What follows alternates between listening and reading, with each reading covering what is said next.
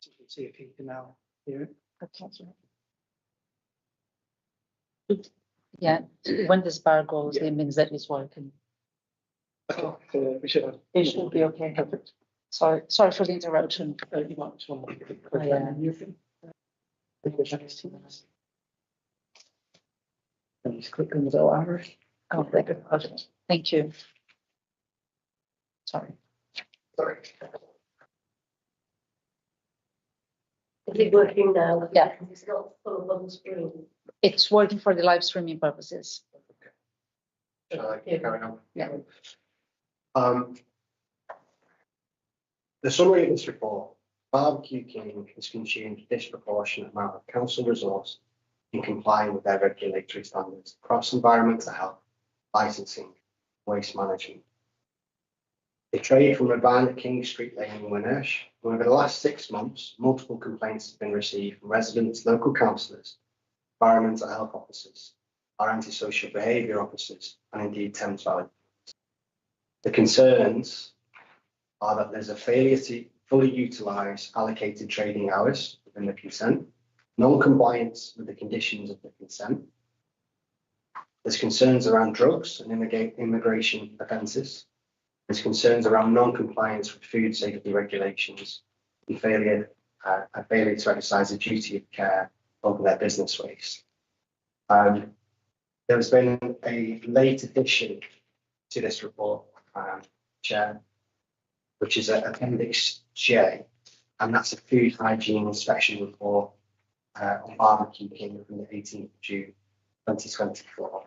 It's not detailed within the content of the report. report. It came in after we had submitted the report, but we've identified that. Sorry, it is included within the report, which comes through as a quite a late version. My apologies, it is included in the report, which comes through later on. There's cover some background. Mr. Largo of 21 Clifton Road, Wokingham, represents Swinditch Catering Limited, who have held a street trading consent for Barbecue King since the 12th of October 2019. Barbecue King is permitted to trade from a kebab van parked at the pitch and a lay-by opposite Sainsbury's on King Street. Since Swinditch Catering Limited took responsibility of the street trading consent in 2019, they've been subject to multiple allegations, complaints from residents, Thames Valley Police, councillors, and council officers. Mr. Logu was invited to attend an interview at the civic offices at Shooten on the 2nd of April to discuss the allegations, and the interview was conducted by Mr. Alec Heward, our licensing officer, and Mr. Chris Long, our antisocial behaviour officer. The notes from that interview can be found in Appendix B. In terms of the report today, there are several officers that are going to bring their own information to the panel for determination. I'm going to cover the police incident, and then once I've covered the police incident, I'll hand over to Mr. Coomer from a licensing perspective. We'll go along to Mr. Hazelhurst and also Mr. Long. So in terms of the police incident, on the 15th of March 2024, licensing authority received a report from Thames Valley Police about a search they conducted of the van on the 12th of March, 9:15, on suspicion of drugs offences. No drugs were found. However, one male in the van was arrested for an immigration offence. It was confirmed on the 21st of March that the male was overstaying in the UK, was then released the same day. The report is attached as Appendix F. Mr. Luglu explained during the interview on the 2nd of April that he knew about the incident. He explained that the male was his delivery driver, and he's now got rid of him. His contract was terminated. Mr. Luglu has been looking for an excuse to do this for a while. The male was trapped in the free driver. Mr. Luglu has said that this shows that he wants nothing to do with the male anymore. And when he was asked whether or not he was his employee, Mr. Luglu answered yes and no. The male himself used to work in the van but fell ill, so became his delivery driver. Mr. Luglu acknowledged that he does not check right to work before recruiting his staff. He did not know he may be required to do so. Mr. Luglu assumed that the male had right to work. He'd been living in the UK for more than 30 years. Mr. Luglu describes that he has two staff who are self-employed and work for him on a verbal contract. He does not pay the tax for his staff, as far as he knew, and they're paid weekly cash in hand as their preference. Carried out. Mr. Ludlam has assured us that he's carrying out right to work checks from now on. If I could just hand over to Mr. Coomer for issues around the opening hours for the consent itself. So, following a recent food hygiene inspection on 2nd of October 2023 by Michael Hazelhurst, Senior Environmental Health Officer, it was reported to the licensing team that Barbecue King was not open between the hours of 700 and 14:30, and the van was being left at the pitch overnight. A similar complaint was also received by the licensing team from a member of the public on 14th of January this year. This is attached as Appendix C. Standard conditions of the street trading consent require that the vehicle is presented only on the consent pitch whilst trading and removed from the site after the close of trading each day. Case warrant, then licensing officer, visited the pitch on following occasions and found that the Barbecue King van was closed. Which is attached as Appendix D. Would you like me to list all the dates?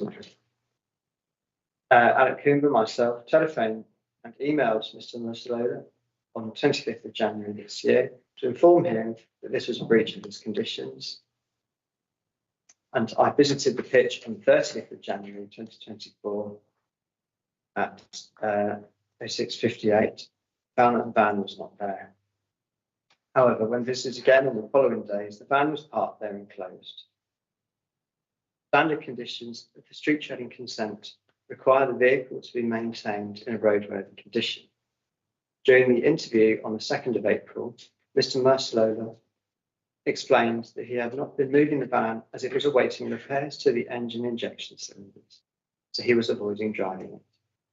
Mr. Mercelola admitted that sometimes he did leave the van at the pitch and that sometimes he towed it from the pitch after closing.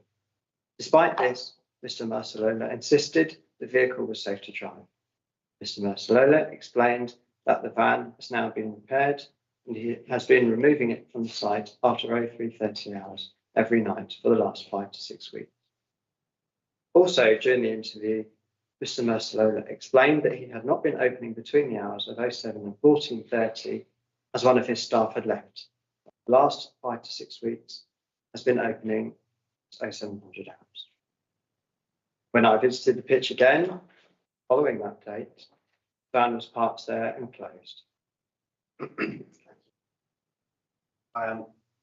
So it demonstrates that to the panel there is regular non-compliance with the existing consent. If we could just cover Mr. Azimers as the senior environmental health officer for the council. Excuse me. Yeah, okay, so the last time I inspected Barbecue King was on the 2nd of October 2023. On that occasion, I found there was no food safety management system on the van.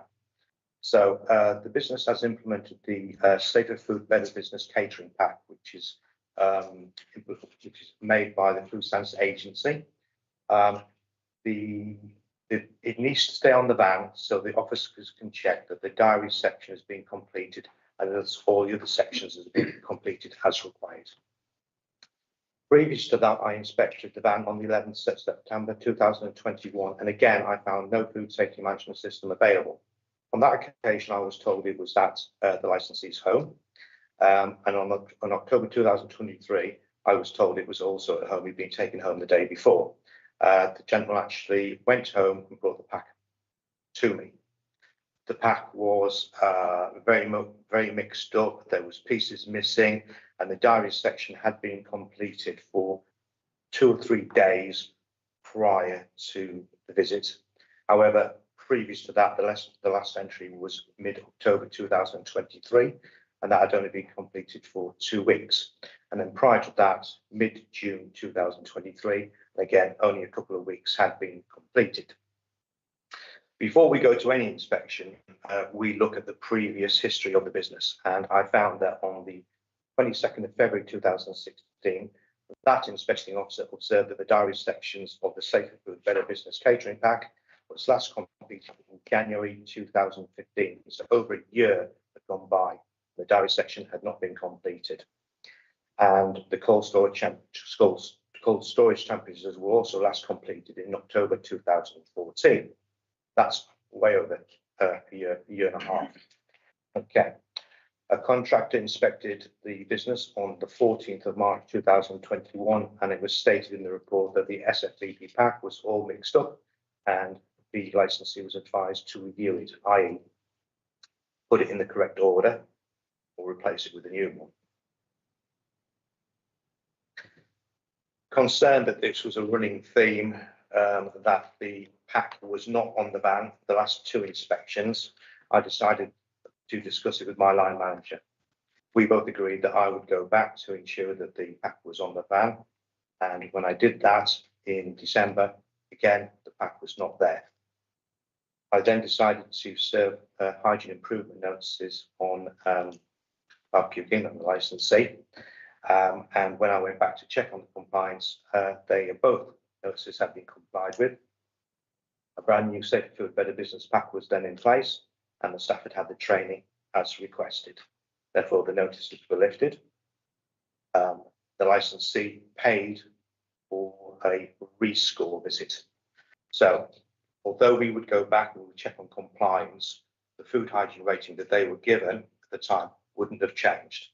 Okay, so they were a 5 up until I went back to check that the SFVP pack was in place in December. When it wasn't, they were rescored to a 1. Following complying with the notices, the licensee decided to pay the money to be re-inspected and therefore rescored. I decided that because I had a lot of history with the business, that a completely independent person should carry out the rescore visit. I asked my colleague LMA Micallef to carry that out, and she agreed to do so. She actually visited the business on the 18th of June 2024, and following her findings, the business remained 1 on my original score given. I just want to bring up a police incident that I don't think is actually mentioned, that we were informed by Thames Valley Police. We received a report from them that the licensee and a couple of his friends found after midnight chasing sheep around a field. When the police spoke to them, they just said they were just larking on, you know, that they wanted to stroke a sheep, and that was it. When the person who owned the field and owned the sheep was questioned by the police, they confirmed that they knew the licensee and that he had on several occasions approached them in regards to buying an individual sheep. When the person asked them what he was going to do with it, he apparently told them that he was going to take it home and slaughter it. Due to that notification by the police, we actually applied to put condition on the licensee's license, where every 3 or 4 months he had to provide receipts of where he was getting his lamb from. And that is still on the license, I believe, as of today. That's correct. Yeah, that's all from me. Thank you, Mr. There is a condition on the street trading consent, but we also have to recognise that that's an appropriate condition considering the label, but we'll also recognise that that's it's from a previously dated complaint. What I would like to draw out in terms of the report today, I believe it was we've arranged for a subcommittee hearing for the determination of the report, and then from that we've had to adjourn ever so slightly to today's date. That's correct. In terms of the report that's been presented, where we've collated the information that's available, where there's a report at Appendix J, this report was drafted without that. So from the officer's perspective, where we're providing the information, we've effectively collated this information without that. From my perspective as a service manager, where we're currently under financial pressures, and we have a limited number of resources across environmental health, across the ASB service, and certainly in licensing, there's a disproportionate amount of attention that's being attributed to this particular business, the street trading consent. The last item, which has just been covered by Mr. Hazelhurst, is how his colleague, LMA Micallef, she carried out a food hygiene re-inspection. So the way that's come about is there is a notice of improvement, and then there is an option for a payment to get a score closer to have the businesses re-inspected. I imagine it will have been hoped that that re-inspection would have categorised it as a 5-star. The outcome is on LMA's inspection is that there remains a series of errors which are detailed and bullet pointed in the report. And for me, that puts the nail in the coffin. It's a 1-star food premises that's been rated. And for me, it really comes across how there is so much regulatory involvement, and whilst there will be times where the business, in terms of consent, can get to a regulatory standard, can get to a compliance standard, it will quite quickly drop off. We're seeing the seesaw, we're seeing this yo-yo effect all the way through this regular content.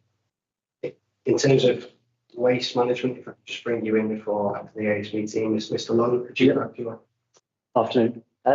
So from a waste management perspective, on the 18th of January, I conducted a spot check at business Barbecue King, Section 34 of the Environmental Protection Act That imposes a duty of care on all businesses to dispose of their trade waste in a responsible manner. Upon inspection, the staff member at the time was unable to provide any documentation, waste transfer notes, or waste disposal contract. The gentleman I was speaking to didn't speak great English, so I also emailed the request to the licensee. On the 26th of January, the licensee sent me an email with a handwritten waste agreement that was not deemed acceptable. So from this, I issued the licensee a fixed penalty notice for his failure to produce the waste contract. The licensee paid the fixed penalty notice, which was a fine of £300.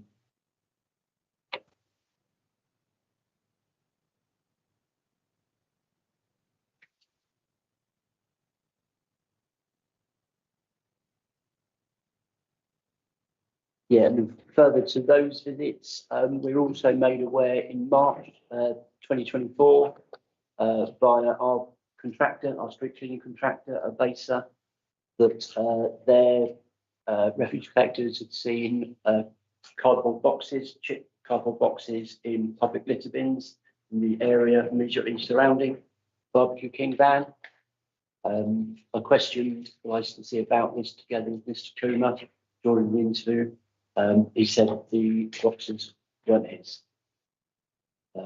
We also received a complaint from Councillor Bray on the 11th of March, alleging that Barbecue King were tipping used cooking oil on the grass immediately around the van, and that this was attracting rats.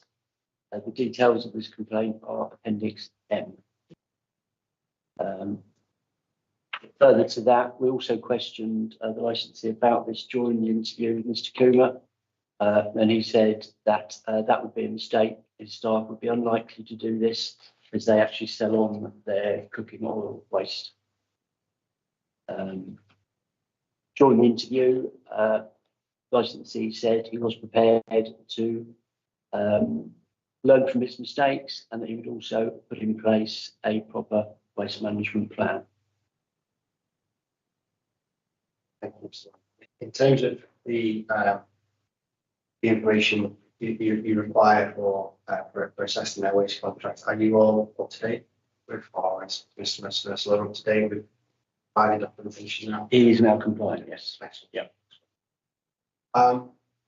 Chair, just to have a thought of the positions from across the responsible authorities here. There are many complaints, there are many separate complaints that have been raised against our people relating to matters of licensing, drugs, immigration, food safety and waste management. There's also complaints received from members of the public and indeed local councillors. This is atypical for a street trading consent order. This is atypical for street trading consent orders within the law. Generally comply with the inspection regimes. These complaints have consumed significant time and resources across the Enforcement Safety Service in their attempts to achieve regulatory. It has to be said that we are still not at a standard. Due to the disproportionate amount of council time wasted across the Enforcement Safety Service and owing to the lack of willingness to improve demonstrated by Barbecue King, it's therefore a recommendation. The officer's perspective, street trading consent is revoked. We are certainly not looking at suspension options. We're certainly not looking at conditions. We're certainly not looking at any other lower mitigating measures. The reality is this is a yo-yo business. This over the years that they've had it in place, absorbing a vast amount of council services. So for ourselves, from a local authority perspective, our perspective, the street trading consent needs to be revoked. In terms of your legal considerations, I know you've got your legal advisor with you, but it's also important to know that street trading consent is not a license, it's consent, it's a privilege. It's a privilege to trade business and working in, and it's set up as a consent. So there's no right of appeal against any variation or revocation of the street trading consent. As part of that, that is why it's not an officer's determination. Good governance is to bring it to a subcommittee. That's how. Thank you. The subcommittee will now ask questions of the licensing department and then for your turn. The committee, Mark, I know you were itching to ask a question. No, I want to actually ask for clarification Oh. from Rachel, if I may, about the comments about Sheep. chasing sheep.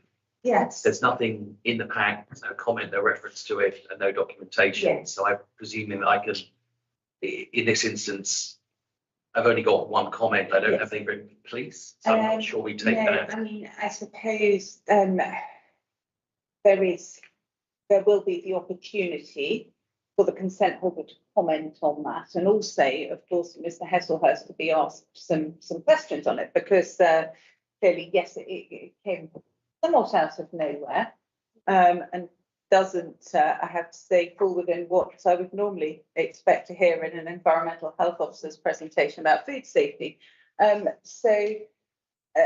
If you, obviously, you will take it with the weight it can be afforded, given there is nothing to support it, but it may be that there are questions for Mr. Hesselhurst, and also that the consent holder, of course, has something to say about it, and then you will afford what weight you think is appropriate.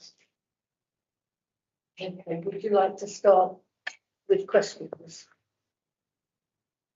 You want to go first? Yeah, I get that's a good.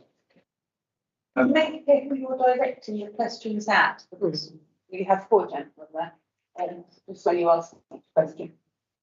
Yes, my questions are largely to do with good hygiene, so I think that's going to be Mr. Hesselhurst. So some of this is me wanting to just check my knowledge and understanding. Okay. And you mentioned some of these things. So I just wanted to check what was necessary, and then I wanted to check what was found and whether this has now been resolved. So I guess going from there were various inspections and documentation was not there. When people went back, things have changed. My understanding, if we think about food hygiene, first of all, and then we'll come on to the waste. I'm just thinking about it in terms of process. You start with input and then you end up with output. So in terms of food hygiene, and I'm just going to focus on the food. One of my colleagues is going to talk about the staff training side of this, but just from the food. Should there be records of the sourcing of certain food products? I'm thinking particularly of animal and meat type products, and were they there? And then you've got storage records, I would expect, as the temperatures and stuff. And then also during the cooking process, there should have been staff training, although that's all we need to start with, but we skip that when we get to the start. But then you get to there should be temperature checks recorded. So you should have a record. I think you referred to a diaries where I think where I would expect to have where it came from, what it was, when it arrived, and then accepting it basically. Then you get into the storage of it safely. Then you get into the operations and so on, cooking. And then if there is waste at the end of the day, and I know we've got a bit about waste oil, we'll talk about that in a moment. My understanding of this is that any hazardous waste materials, and there might be some in the oil, there might be some in the food, because once it's being cooked and then it's not consumed, it's sort of a waste product, you don't want people to pick it up, that there may be a contract that needs to be in place with a supplier to dispose of it. They would have to have some kind of waste management license, and then you would get the invoice, but you'd also get like a waste transfer certificate. So you can prove that you've handed it off to someone who's licensed and regular, and then dispose of the product. So can you sort of talk us through where were we and how things improved? That's what I'm trying to The get at. last bit, because that's Mr. Long. Okay. Okay, that's what he was dealt with. But Okay. so there was a lot you were asking me there. I'm going to try and remember it. And if I miss something, can you let me know? Okay, so it is law that a food business have to have a food safety management system in place. The type of system they have in place is completely by themselves. Sorry, up to them. They can employ or they can come up with their own food safety management system. And compared to what kind of business it is, it can be very complicated or it can be very straightforward. Businesses has the option to implement the Safer Food, Better Business Pact into their business if they want to do it. To me, it's a no-brainer. You're not reinventing the wheel. It's all done there for you. When it first came out, it actually came with a little DVD that you could sit and watch and explain what you did with the pack, and then how you maintain it all the way through all the way through until you need some more dairy sections. So, from my memory, Barbecue King have always had the SFBB pack in their business. So, it is also a legal requirement if you implement the Safer Food Better Business Pack that the dairy section is maintained every single day that you trade. It's not optional, you have to do it. Okay. In regards to temperature records, it is not a legal requirement that a food business writes down and records the temperature of their fridges and freezers. It's also not a legal requirement that they write down the hot hold or the cooked core temperature of any food. It's strongly recommended they do, but they don't legally have to do it. But would you advise it in terms of sort of best practice? Yes. In terms of, if you think about it from a perspective of the want to value your clients, which is the consumers, what would you? We strongly advise it. You know, there's nothing more that an EHO loves to see than records when they go into a food business. You know, unfortunately, I've had instances in the past where I've gone into a business and the records have been done in advance. So I don't particularly see the point of doing that. If you're going to do it, then you do it properly. If you don't want to do it, then you don't have to do it. We're not making you. However, it does give you a defence if someone makes an allegation such as you made the meal, you gave them food poisoning. What you can show is that from the moment the food came into your possession, that you maintained the cold chain all the way through to cooking it. And when you cooked it, you can say, I know that was at the right temperature because I probed it into the centre. Therefore, any bacteria would have been killed, so it couldn't be that. Okay, so that's why we strongly recommend it. It's correct. Absolutely, it's a due diligence defence. You know, so belt and braces, as we usually say to them. So, yeah. What was the other bits you wanted to know? In terms of maybe the diary bit you talk about, I was thinking about the proof of origin for the food products. Okay, so I mean, I recognise what my colleagues said about the online discounting this thing about the sheep thing at the moment. We might come back to that a bit more. But I'm just thinking that in terms of what we've heard about with trading regulations internationally, there's all of this about veterinarian checks and the rest of it. Yeah. So I'm assuming that if I was to go and buy something here, they would know where it had come from, they could prove the source from the vet, and they could prove fit for human consumption, that sort of stuff. So that would be a record. Actually, that would be supporting evidence with the diary that proves this is the invoice for that product. It came from there.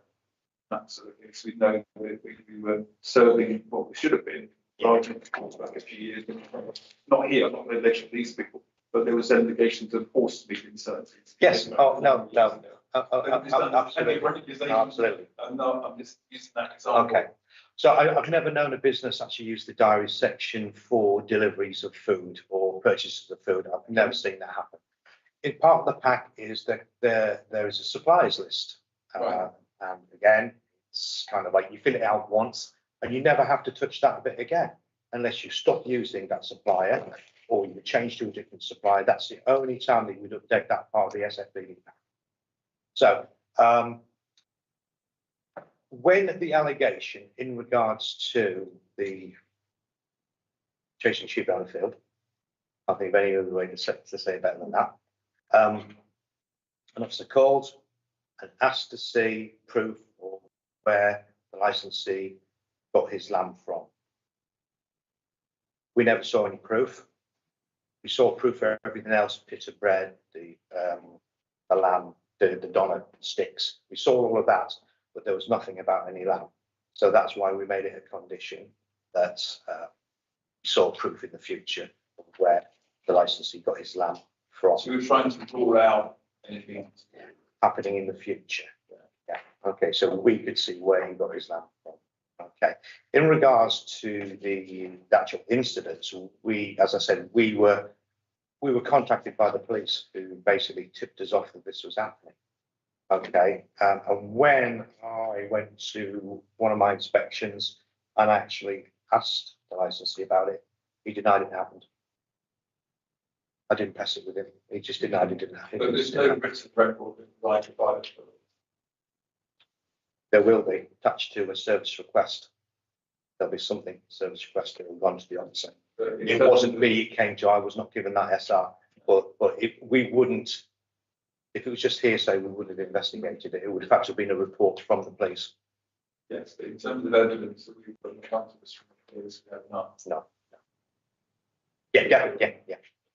And the other element, which may be Mr. Long, was about the waste side of things in terms of the need to use an approved waste carrier, waste disposer, certifications for all of that, so that you've got records of what waste you produce, where it's gone to, and how they've disposed of it. So you wouldn't be backed up with invoices, but also it might specify I've collected like 10 litres or 5 litres of oil waste or food waste or whatever it was. I suspect in this instance, you've got one supplier, I believe, the cooking oil, and it seems to be another bin that used to be shared with a different restaurant, but they've now got their own, which is where any other waste might be disposed of, including potentially food waste, but cardboard waste and so on. So can you just talk me through a bit about what the regulations are and what was then found? And if there were things that were missing, have they been put in place since? Okay, yeah, so every business has obviously a duty of care under the Environmental Protection Act. So that's to have a waste contract. If you're disposing of your own waste to a authorised location, you need a waste transfer note. You need to detail exactly what waste you are moving or what waste is being picked up. It has to be a written description. You need to keep all of those records for 2 years, and they need to be available upon inspection. Cooking oil is a separate contract to most companies' waste contracts. So generally most businesses, cooking businesses, have 2 separate contracts for those. On inspection, consent holder produce a handwritten note that said it's in the documentation that I take my waste to a nearby Indian restaurant, and I've been doing this for a couple of years. That isn't an acceptable waste contract or a waste transfer note. There's no detail in there as to what waste is being transferred. So that was why we fined the consent holder for failing to produce that documentation. And I'm paid that fine, then put into place at this time an acceptable waste management plan for both the cooking oil and the general waste. Okay, so just to be clear, at this moment in time, the last inspections, waste transfer of management, you're saying they didn't require that much. At this time, yes. Okay. Yeah. And Mr. Headhurst, from your perspective, I know that you said that the last inspection was done by your colleague, Elevator, was still the one. And I do have some previous knowledge of the rates of the 1 to 5 and so on. So from your perspective, there was no improvement from what Miss Micallef or Mrs. Micallef found when she went back. So there was a 2-month period from April to June. They knew what the issues were, knew what the concerns were, and you're saying that there was no change in that, noticeable change or effective change in that period of time. No, there was changes, Okay. but they found other issues as well. So they had the Safe Food Better Business Pack in place, which was improved because it just wasn't available when I was there. However, she found that certain sections of it were blank and not completed. They had started trading, I believe, with no hot water. However, I do understand that they'd only just opened Therefore, the boiler was taking time to get the water to be hot. I understand that. However, whilst she was there, the gentleman that was working on the van, when hot water was available, wasn't washing his hands, and when LMA challenged him or asked him about that, he said he didn't need to. So there was other things. There also with the temperature of the fridges on the van, I believe, was running at about 15 degrees, where it has to be 8 or below. And again, was that the van had been turned off or it just turned on. That's why the temperature had not got up to speed. And was food being stored in the fridge, or was it just empty, waiting? And I believe the LMA, from the the notes I've had time to look at, she was there over an hour, and the temperature of the fridges was still nowhere near where they needed to be. It's a shame that LMA wasn't here to answer you directly. I'm only going by the notes that she passed on. Because I what I'm trying to get to is, what was the situation? Been brought to their attention, what have they done about it? That's what I'm trying to understand, that journey. Yeah. And what are still the issues? Mark, do you have any questions for the licensing staff? I have a couple, most of which actually have been picked up. There's references in here all the way through to damage to the ceiling from a fire, but there's no pictures of that damage, is it? I'm happy for you to pick this up in your section as well. But is there, when you say there's fire damage to the ceiling, is it was it extensive damage? Was it? I'm trying to then correlate that to then when the recent inspections were done, and it talks about cleanliness, talks about standards. I'm just trying to find the relevant section. The van kitchen ceiling was just dirty, as observed greasy, thoroughly clean the ceiling and maintain in a clean condition. So there's a reference to the structure of the van in one element. There's a different reference about fire damage in another part, which doesn't then seem to be referenced in here. whose report that is. That's That's LMA's report on page 49 of the, it's specifically on page 52 of the That's the agenda. one last one that's been done in June. Yeah, Okay, that I never witnessed that myself. okay. So No, it's fine. I'm just trying to get a general view on when we say damage and fire damage. Yeah. What is the fire damage to? There was no fire. And there was no fire, so it might have been cooking, eating, but there was no actual fire in the van. That's fine. If I may, I'll pick that up separately in your section. Sorry, I was just trying to get some clarity on what's being said in various reports. The other question I wanted to ask, sorry, and again, this goes back to an element of just bringing together different facts. So the vehicle, just looking for confirmation, the vehicle is now roadworthy and is being moved. I understand it's roadworthy. In the visits I made leading up to following the interview, it was inconsistent. Sometimes it was there, sometimes it wasn't. If you look at the pictures in one of the annexes, they're all date stamped, or the more recent ones are date stamped. So you can see that sometimes it was there, sometimes it wasn't. So I was getting an inconsistent picture on it. Okay, but prior to that, it was consistently there because of the engine. Okay. That's fine. That's fine. So I'm just trying to get chronologies. We have so many different patterns of failure.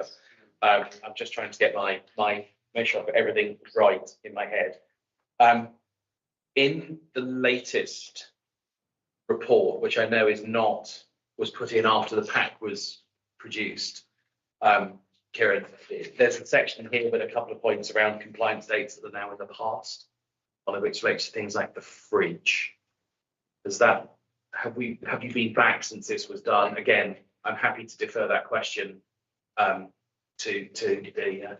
okay, I can answer that one quite easily. So we leave a report on it, could be 5 or 6 legal requirements as well as recommendations. Yeah. Recommendations not legal, we don't give them a compliance date.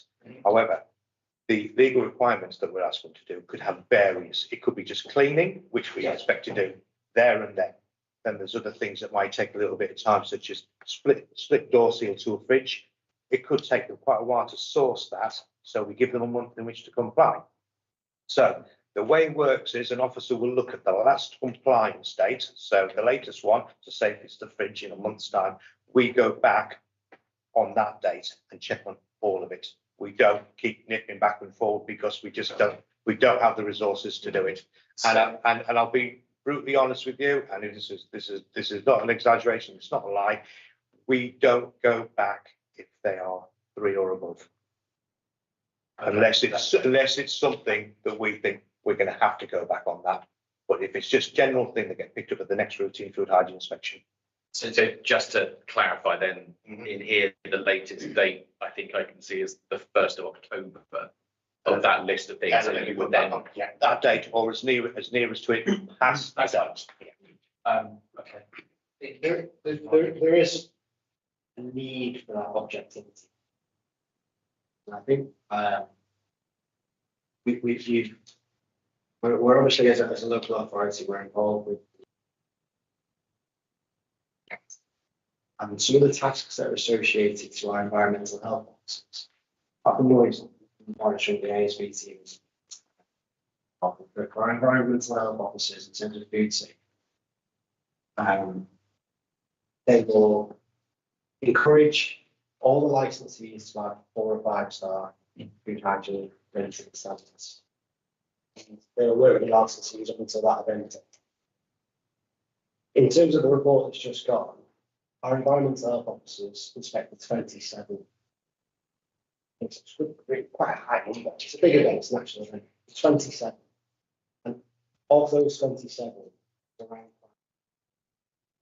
those agreement notices, they resolved in that day, around hot water and so on. And then the final one was resolved the following day. The service manager there was satisfied. So in terms of that contact and compliance, if you're a 4 or 5 star business, you're at a standard. And in terms of them resolving issues can be resolved quite quickly. What we're not seeing here, especially when you've obviously got consent issues around the street trading consent, which involve and that's taken interest in terms of the hours of the issue. We've had issues of trying to get there with Mr. Long in terms of the waste management. He's satisfied now, we can recognise that. It's issued in terms of content. And from the food safety perspective, going back to October 2023, this report in terms of the information that we provided, followed through the inspection in December. Then of assurance at an interview with Mr. Coomber and Mr. Long in April that everything's resolved. And in June, we have another officer, the revisit. And as it stands at present, is that the fridges are temperatures too high, so that's a significant issue. It's going to cause people to be unwell, and raw meat and dairies being kept in those fridges. And we also have, we've heard here that there's no hot water for hand washing facilities. And that eliminates that on the premises for an hour, which is a significant amount of time, but also quite a short period of time, at a point where she's expected to attend. This is a point of best behaviour. It's been called, it's been paid for, expecting the environmental officer to attend. With probably the ambition to have a 5-star rating and say that we're all compliant. And we have really quite probably basic issues around staff not washing their hands. So from my perspective, from anyone's perspective here, that chronology is quite damning. And there's still some issues at hand, but also from an objectivity, it's not a process that's compliant easily. Okay, nothing more to read. Okay. As a licensing holder now, your time has come to us as the licensing officers. Yes. So do you have any questions? Not at the moment, but I'd like to start it, defend and answer the questions which they have made an allegation to me and to my businesses, which is okay with you. No, direct questions to the licensing Direct officers. questions. I would like to ask the gentlemen, I mean, probably this is my second time I've seen you, so, and I've seen Mr. Eric, and I haven't seen you before, and I have to see you. And then it wasn't the person that they were talking to my workers who works in the van, and I haven't seen them before. Sorry, can I do that? Yes. Your name is Keenan. Yes, I am. I've seen you before. Right, before we came in here, I pointed you out.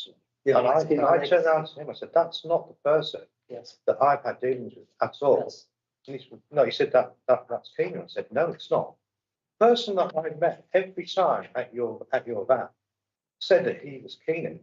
No, I'm the Kenan Mussolini. Well, then who have I been speaking I to? don't know. But this is what was very. Because you're a lot taller than him. Definitely. I'm not tall and he was taller than me. So I'm So like, therefore, honestly, truly, I met you today. With all the respect. and yeah, everything. I've never met you before. Yeah. That's And, right. and then obviously you better visit in the business and everything. And we've seen, lots of mistakes that you have seen.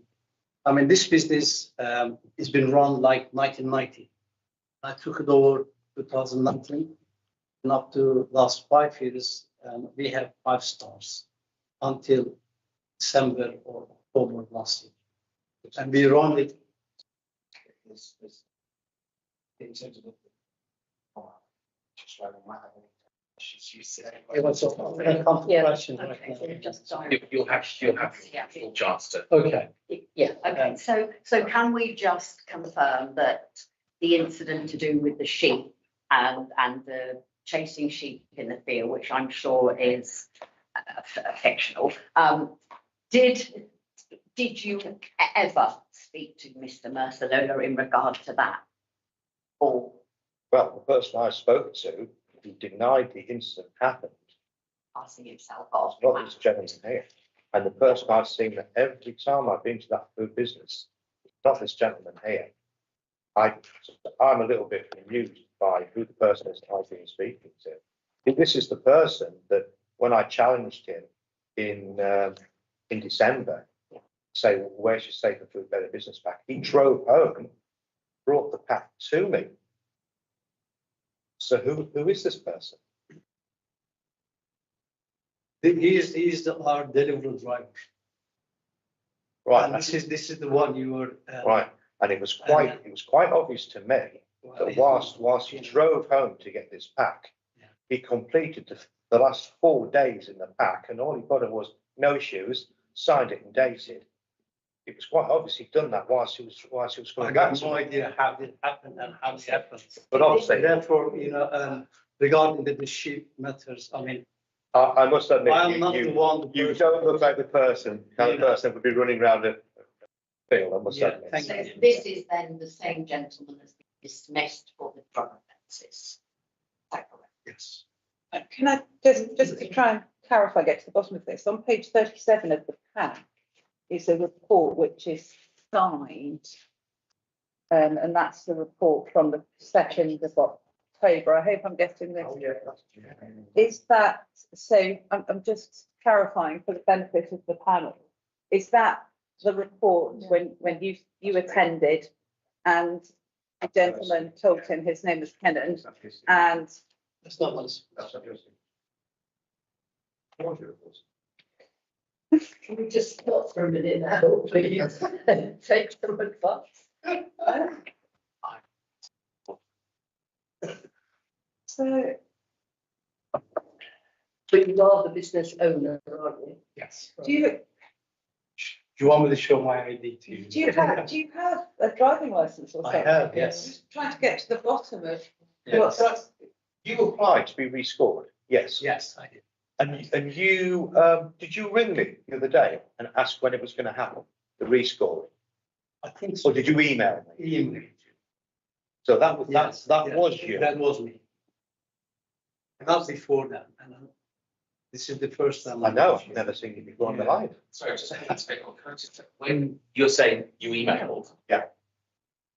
And saying when is it happening? Yeah. Is that Takes up, had it already happened, or was that then? No, because this gentleman had paid to be restored. He paid in March. He paid in March. Been down at that point. No, because, right, so the way it works is I got told verbally that they were asking for a rescore. And I got showed the receipt that he paid the money. But what we hadn't received was his application to be rescored.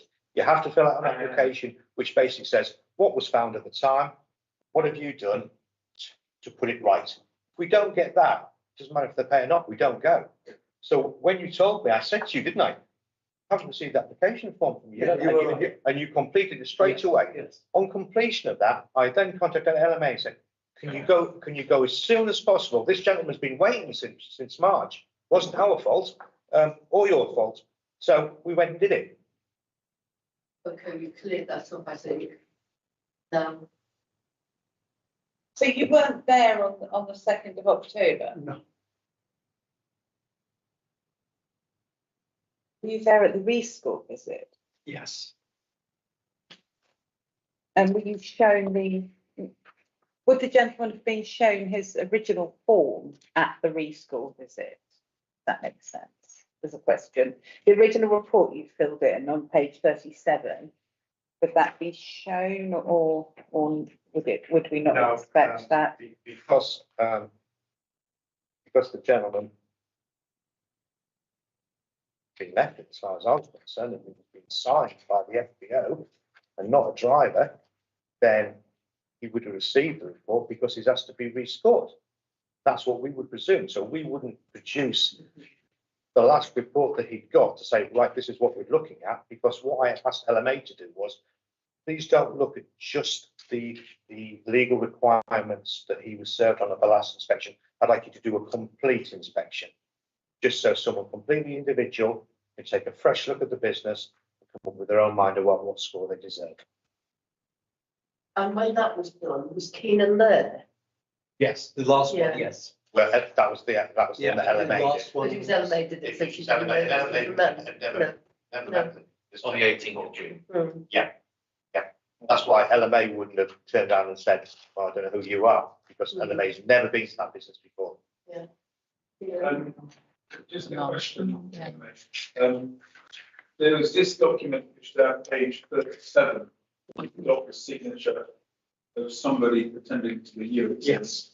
Would a similar form have been signed for elevators? Yes. That's not in this pack, is it? It was an idiot. Would you like to check my? I've just gone. Make sure that. I'm just thinking that that would be then further proof.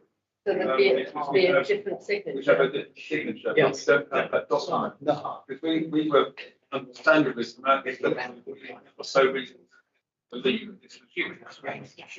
Wow. Can we just have one talk at a time, please?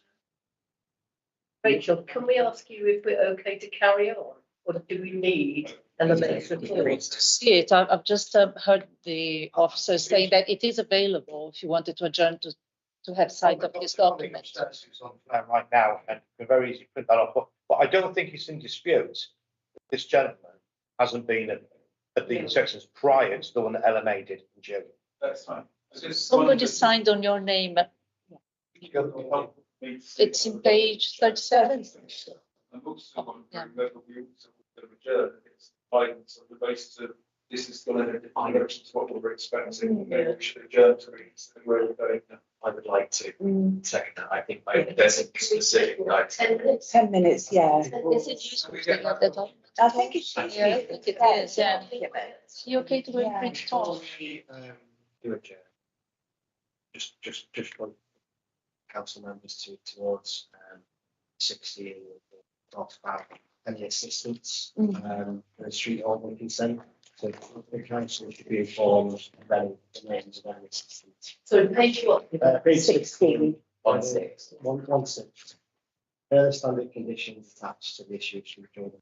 It talks about how if there is an assistant to a consent order, they should be known within the council. So if there is any issues here in terms of who's present, who's not present, responsibility falls that on the consent holder himself. So if he has other people that are working for him, it should be the case that that's informed the council. The council will issue a badge to that.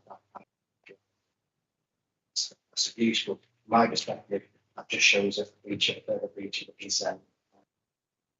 So that's to the position for Mars. So I'm happy to share. Okay, thank you. Jason, sorry, can I silence you? Yeah. Yes. We're going to adjourn for. You might want to bring that up.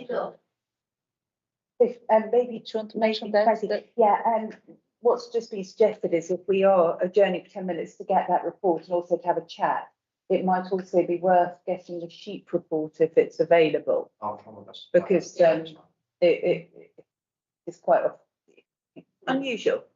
And Yes. some of the. I'm sorry.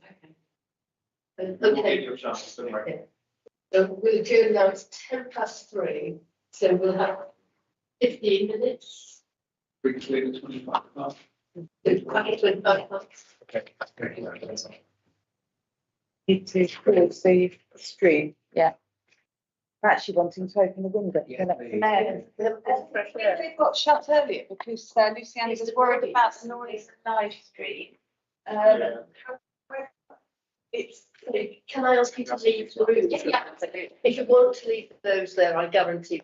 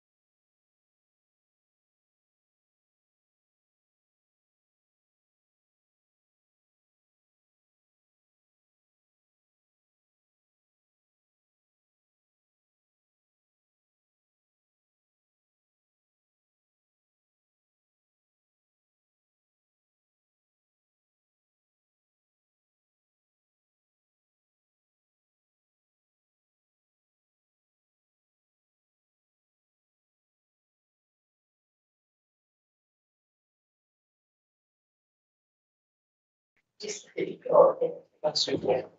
Maybe, yeah. yes, yes. And that is the one. It's formally written previously. And you can start, I've gone live again. Thank you for that, David. Thank you everyone for coming back.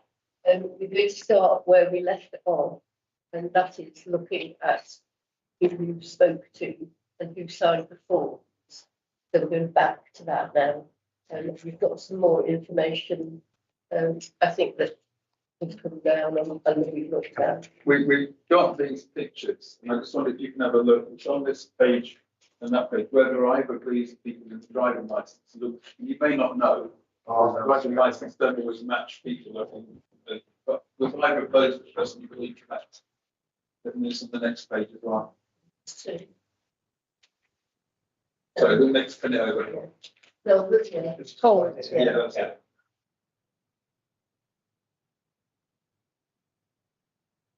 No, neither of them. Those are the new employees. I know who I. Oh, Okay, yeah, okay. not the previous. Right, that's fine. So we had those pictures, we thought we might check. Can we have a look at the report? So, you know, I made that to get you two. Yes. One of them doesn't seem to exist. So, when an officer does an inspection, at the end of it, they have a carbonated copy. On that, they state the legal requirements required, the date in which to comply. That is signed by the inspecting officer, and then it's signed by usually the food business operator or the person in charge at the time of the inspection. LMA doesn't appear to have had one of those completed, signed by this gentleman here. That one there isn't one on system. The LMA's inspection in June 37. So it would be the same as that one, but dated later and filled out by LMA. It's the one dated for June. So just to try out, so just for avoidance, Yes, but the one. June. yes, just for avoidance, I'm not saying that. Okay. We're quite saying there's one missing, I'm saying it doesn't They look like look that. like That's not, it's not. That is the form that LMA should have signed and got the gentleman to sign it as well. So unfortunately, we can't compare the signatures. And she's not in the office. She's in Malta. So yes, not exactly great. That's where she's from. That's where her family are living. She's got to go back home to see her mum and dad. The other piece, did you want to have a look at this? It's the police report. Yes. We've already got in the chat. Could you show, Mr. Mercer go first? Because, if you're introducing evidence now, it should go to him before it goes to the panel. So that actually came in 2021. That was when we were doing the public protection partnership with West Berkshire and Bracknell. It was actually dealt with by two officers that still work for PPP, not current officers in the commercial team. But we were all well aware of it because it went round like hot news. I believe there are two reports. I've got a second one here. Did you not make copies? Sorry? Did you not make copies of this? Yeah. So, sorry, whilst we're doing that, can I then just try and apply some, I'm just going back on chronology again, and I apologise. So.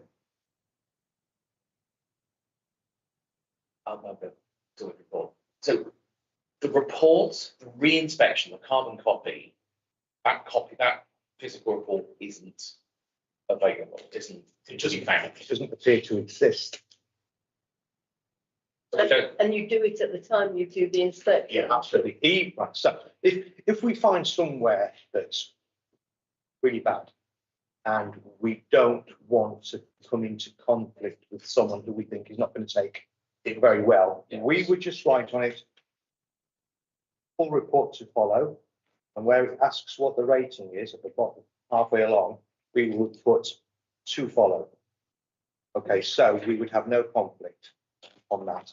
But we would still leave that. I'd still sign it, and I'd still get this gentleman to sign it. I'd take a copy that will get scanned and put on the inspection with the letter or the formal report that goes out following that inspection. And this gentleman should have had a copy as well. Doesn't seem to exist. Perhaps page 49 explains that.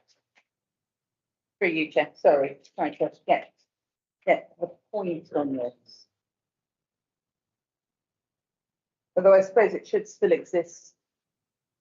It suggests that LMA departed without leaving the usual handwritten report because she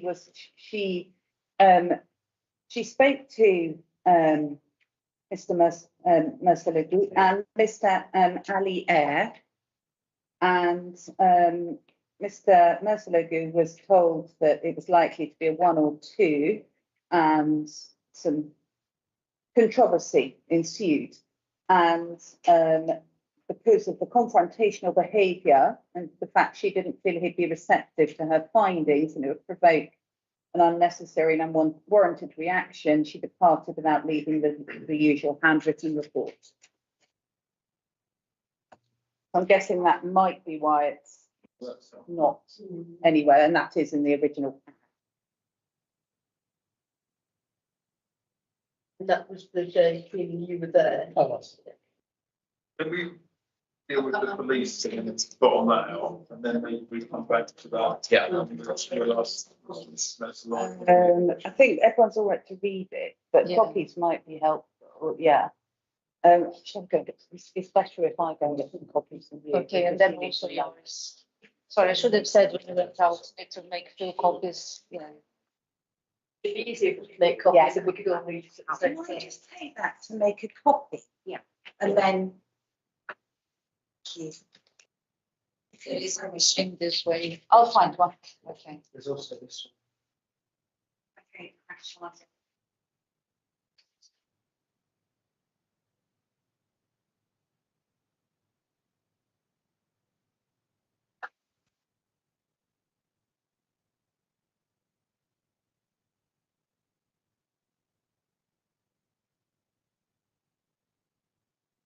I think Rachel said we could carry on.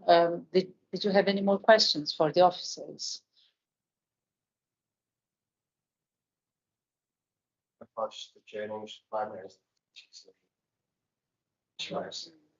We can't, shouldn't really continue without it. We did say continue, but okay, You wait in lobby for I think we're okay, we're okay. Amongst ourselves. When the pressure's on, it just takes some time. That takes.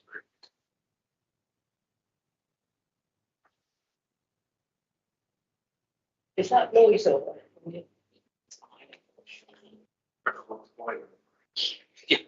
Yeah, it's like this. Still Victorian method of that.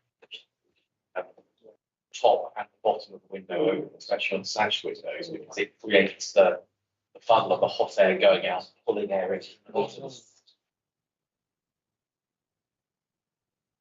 Doesn't make me different to it. To be fair, it's not as hot, but to be fair, it's warm outside. It's really delicious. Yeah, Weird, hot, sticky. they said it was going to be muggy today.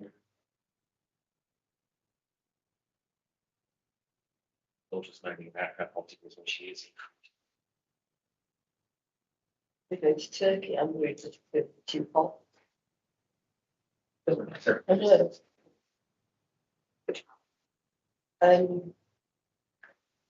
Begins with an M. Then what can we? Yes, yeah. But my daughter works in school, so we have to. My favourite. If I'm not that good in the heat, though. In hot weather. I'm there in a few weeks' time. My son's out there doing a dive master course. Yeah. 2 months, great. They're not paying him, they're feeding him and drinking him and, you know, That everything probably else. costs more. Yeah, and he's great. So then he said, oh, I need to get my dive regs done, to be able to service regulators. And they went, oh, we'll just get kit, you can do it for certified. Oh, okay.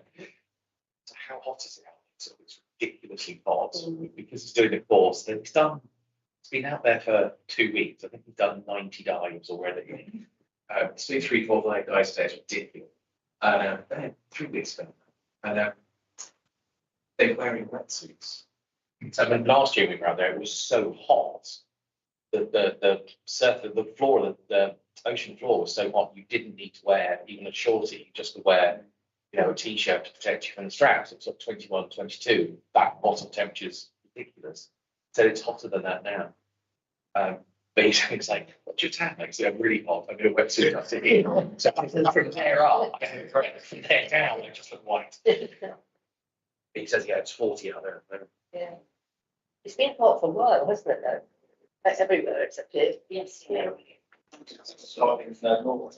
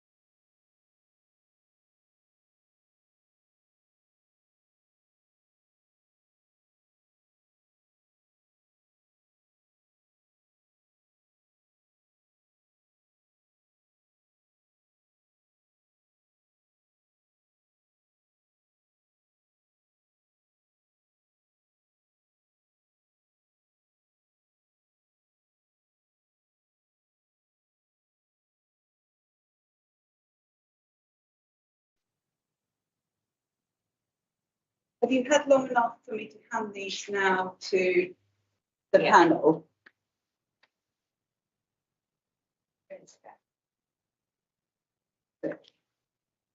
That's one document. And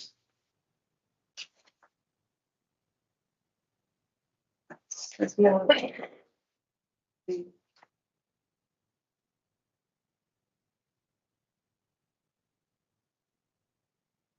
The same one document. You got another copy? I have, um.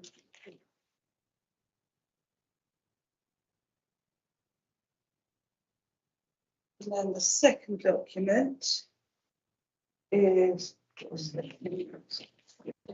pages per person. Thanks. Yes. For me, These.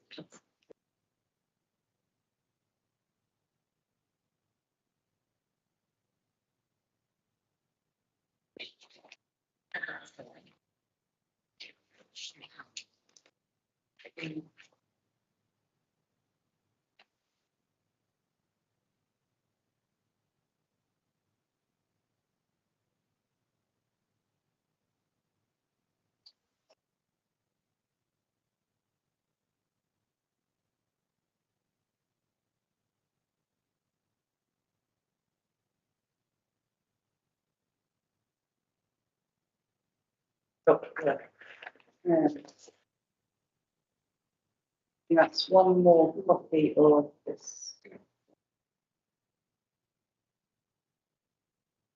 Right.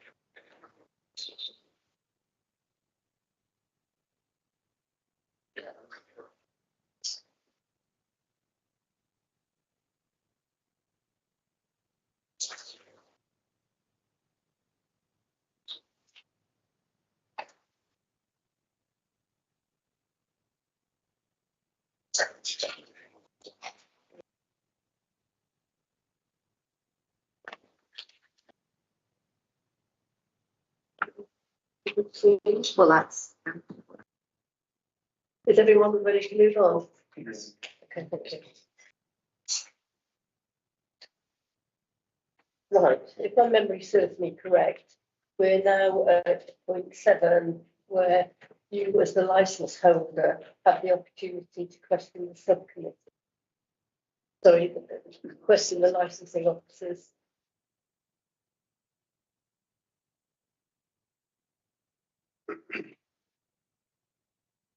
Is one of you going to speak for both of you? Is that easier for you? Well, we shared, if you don't mind, some of the stuff that she would not have. Yeah, that's fine.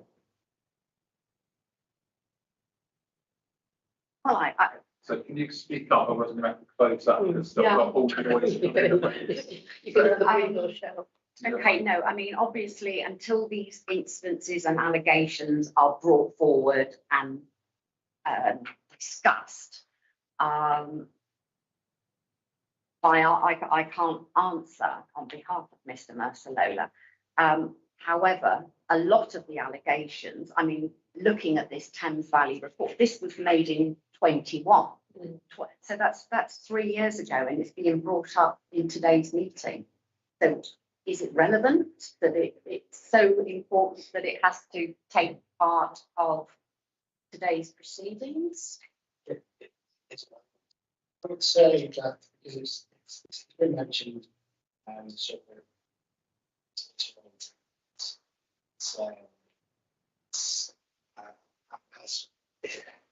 it may be a benefit for it to be discussed in that way. So where we've already the information, stay with where questions now, there's something that you can address.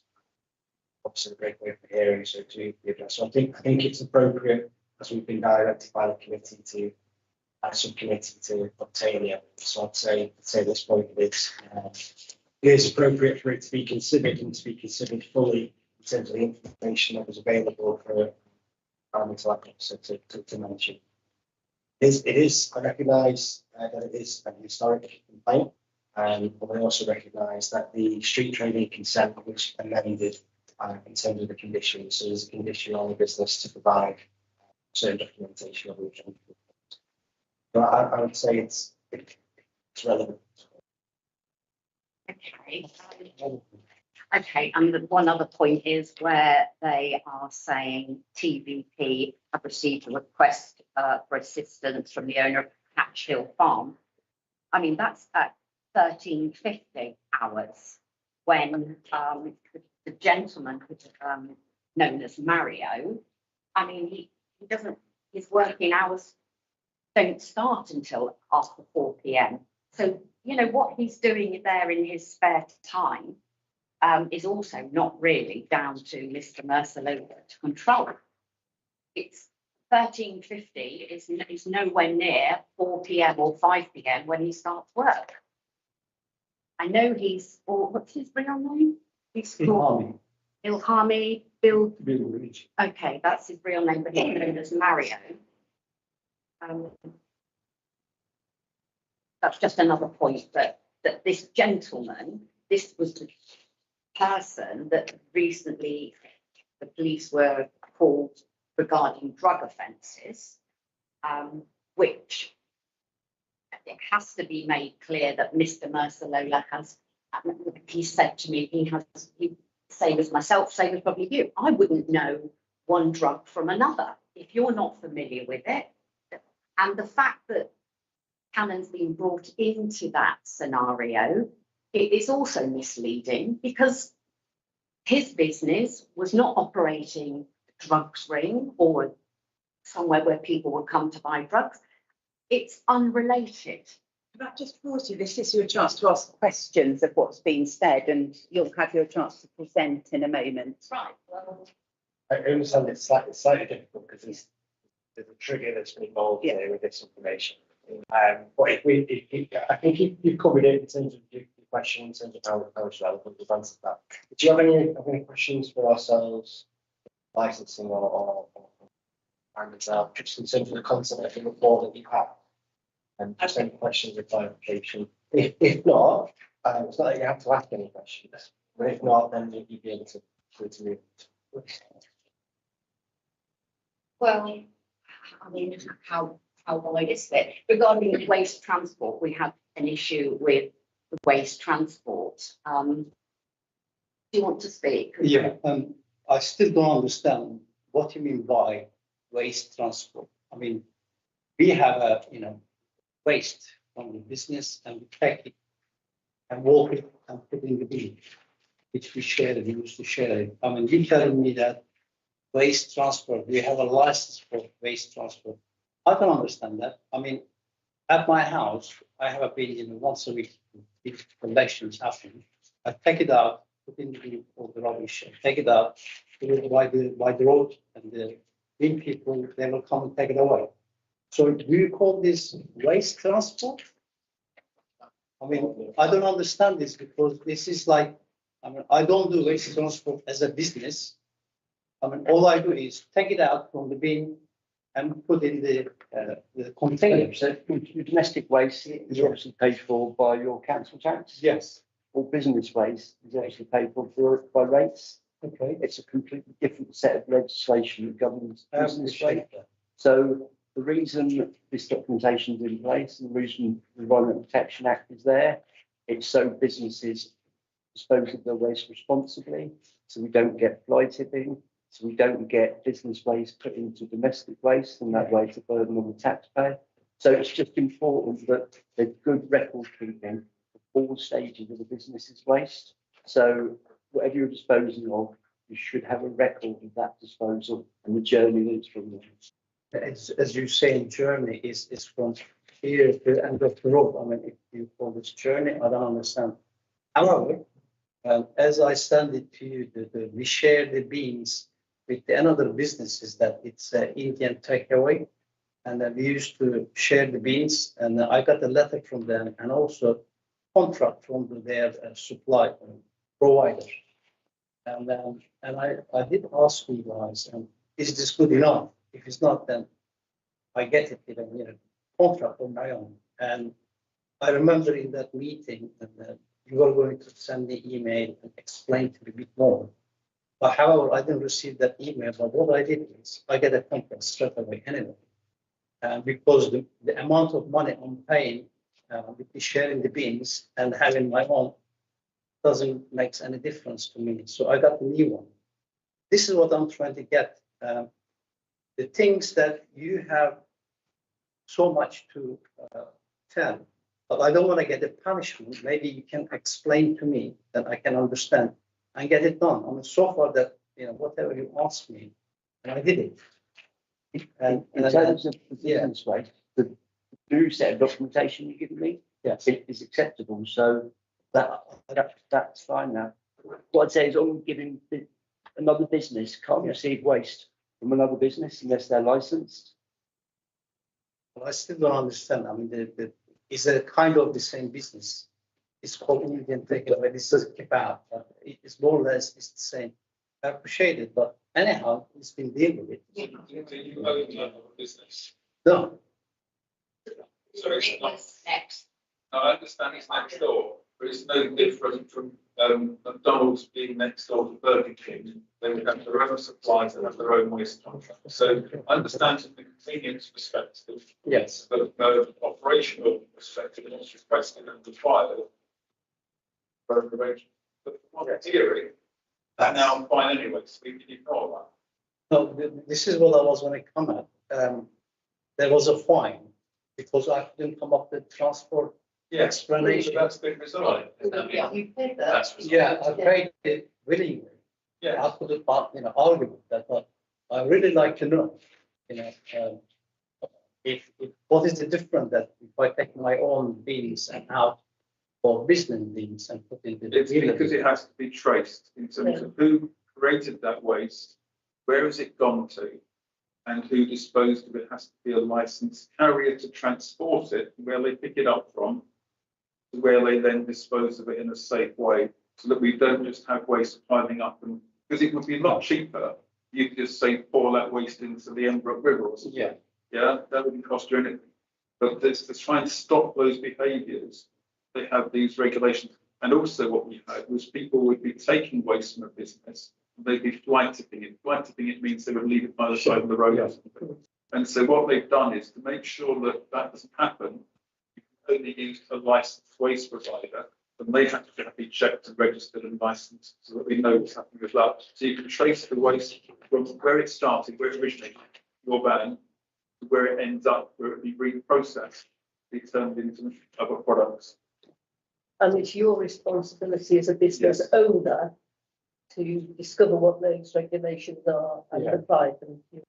I mean, if I knew them from the beginning. No, But but that- But it's your job to find out. yeah, Yeah. but from what I'm understanding, unless I'm wrong with It's this, been- we're saying that this area is now fine. Yeah. This area is now covered. Yeah, Yeah, so that's compliant. not, it's no longer. I mean, in the bigger picture of things, I noted, when the meeting began, Mr. Hinchcliffe, in his opening speech, said, "We are here today to discuss the termination of the street trading consent." It was our opinion that we were here today to attend a hearing regarding the licence. We were unaware, if that was the case, we would have brought another, a friend of mine, I could have brought a barrister with me. we were unaware that we were here to discuss the termination of that consent. So Did you not get a letter or something? well, we were here, we were told it was to discuss the licence, and it was to have a hearing to discuss the licence, but it didn't say termination. I think it says the word revocation. Okay, maybe revoking. If I might add, a copy of the draft report before it was officially published in the agenda pack was requested by the consent holder, where it quite clearly says that we've recommended to the vote the restrict trading consent. And the decision whether to revoke it remains with us as the investors. In other areas, in licensing, it's the officers that has an ability to appeal such. In terms of the delegation for street trading consent, a decision is from the. Expect from the officers strongly to. I just remind you to keep your volume up at that end. I'm sorry. You don't want to have to close the window. You don't want to have to close the window. Yeah. Yes. But can we go back to representing your case now? To review, and we will listen to what you're saying. I've been living in Wokingham for 13 years, and I've been doing this business almost 13 years. And I have taken over this business in Vinnish 2019 or beginning of 2020. And before that, that business been running 30 years in the same spot by Mr. Mustafa. And the gentleman saying that there was a one incident 2015, 2014. I mean, those wasn't me running at the time. So it wasn't related to me as the hours of the Mr. Ilhami Bildiricin things before by police and about the ship vehicles, whatever he's referring to. 2021. Yes, because he doesn't start working with me after 5 o'clock. Still says 13:50 in the afternoon. I got not aware of this business. I mean, I don't know if they have some, animal lights or anything like that. This guy that we started living. But also, for example, this also saying this drug issue is happened in the van around the van. This guy has been arrested twice. I've been notified. And as soon as I heard about it, I dismissed him and then let him go. And I reported the police, and I have a crime reference number from the police. And I said, in case this guy comes and disturb me and my business, it's nothing to do with me. However, I find out this guy is being dismissed by police, and he's still out. If there is something, the police should arrest him and take him to court and put him in jail. And this proves that one thing that it's nothing to do with me. Secondly, is if he's dismissed, and thirdly, if someone doing something wrong, as individually, is down to him, not to me or my business. Yes, he was working with me as a delivery driver, and he was taking the food and delivering it A to B, and he get paid with each delivery he done. And he wasn't employed by me. He was like a self-employed to himself, and I don't know where he's about right now. So I would strongly disagree with that. And timing, yes, we did have difficulties not to move the van because I had an engine problem, which it took a bit longer than I was expected to fix it. And it's a French-made vehicle, and you have to order the parts from France, and it takes a while to come. And as soon as we get it done, we move the van. And time to time, because daytime we working, we run out, for example, tomatoes or cucumber. So what the boys do, they close the business, run the crossroad sales floor. I don't know how long it takes, maybe half an hour, maybe an hour. They got all the vegetables and everything, come back, open up again, and serve the customers. So obviously, you made a visit to the, what's the name, the area, and you have seen the vehicle is parked and is being closed. Maybe that. Maybe they are late to come to work. And any other excuses, yes, maybe you haven't seen it, but that doesn't mean that I'm breach of my contract. My contract with the council is start 7 p.m. to finish in the afternoon, 14:30. Then it start again 5 p.m. until 1 o'clock in the week, 3 o'clock in the weekend. And so you telling me that you have to have these hours and sharply open on the time and run for it. Unfortunately, this is not happening because we are short of workers.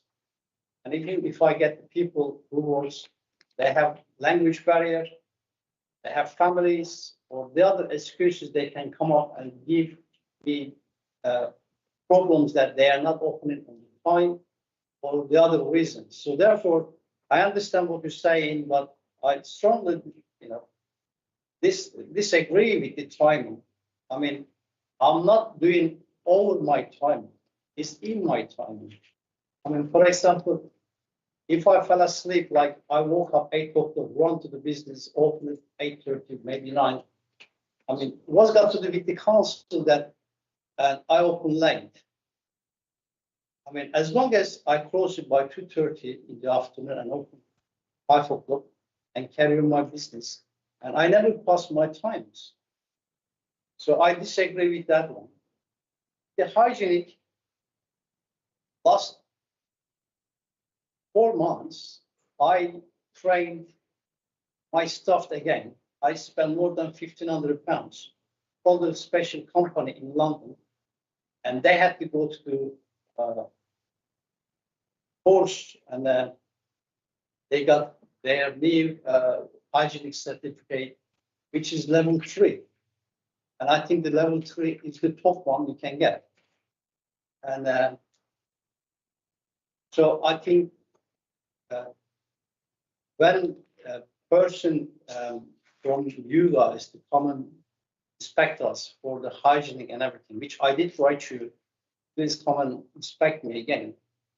And this lady who is, I can't remember right now her name, she turned. The inspector. She came sharp on the 5 o'clock, and my start was 5 minutes late. So he opened the business, and she just run into the business and start taking the notes and everything.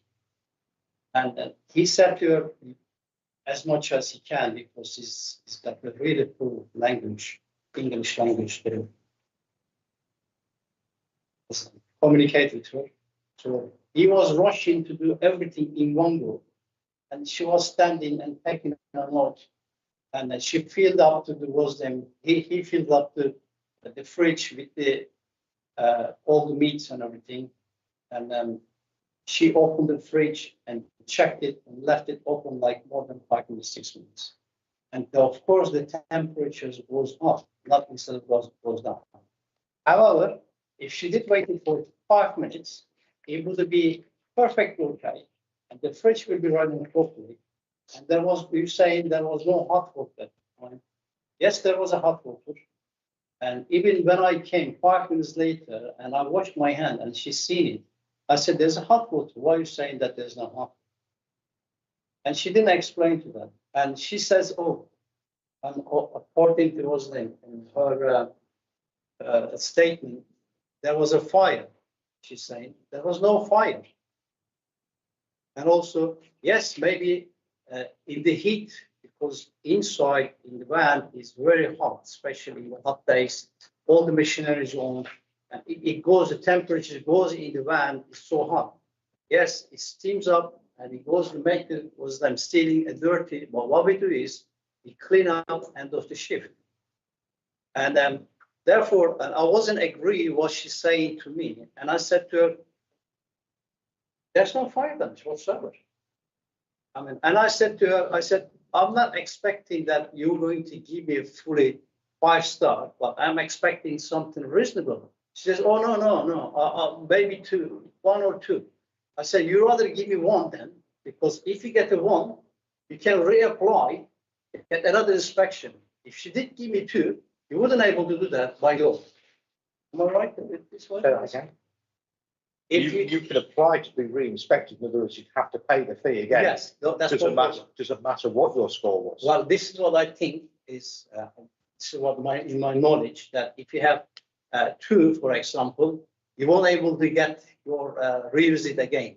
So you have to have 1, 2 or more to have a revisit. And I said, you better give me a 1 then. And we had this agreement, this Miss, what's her name? What? Yes, and about the fridge and the hot water. And I said, no, I'm not agree what she's saying. I said, there's a hot water. And as soon as you walk in, my staff turned it on. And of course, you're going to have to wait at least 1 minute to get warm up.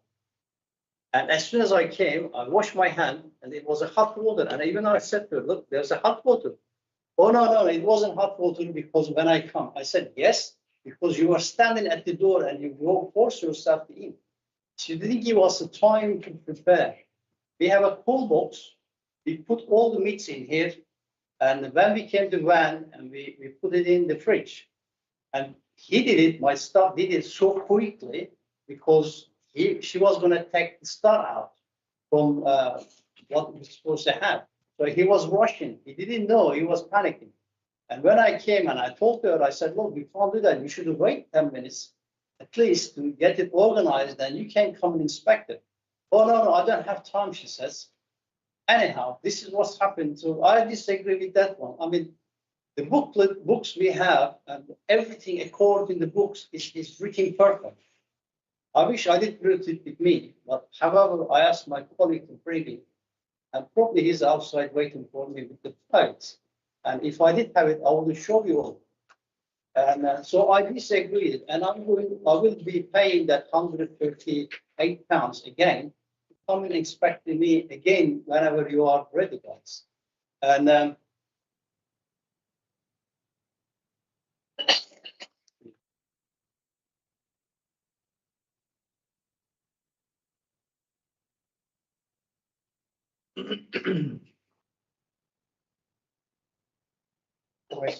yes, we have something missing in the business. Of course we have. I'm not saying that we are perfect. We've done everything in best. No, I'm not saying that. There was one allegation saying that we throwing waste oil on the grass. I mean, I must be mad to throw in waste oil on the grass when I can sell it. You have a contract. And I have a contract, and they come and pick it up, and they pay me whatever it is. And I have an invoice which I supplied actually, and we can have a look at it.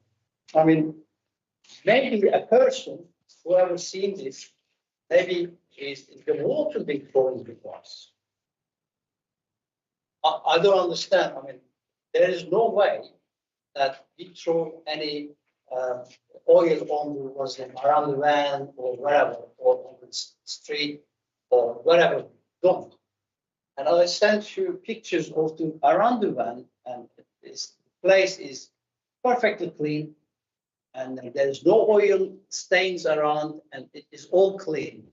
What we do is every time we move the van, clean up before we go away, and when we come, we even brush it for the cigarette box. Even we do that, and we keep clean that area very nice.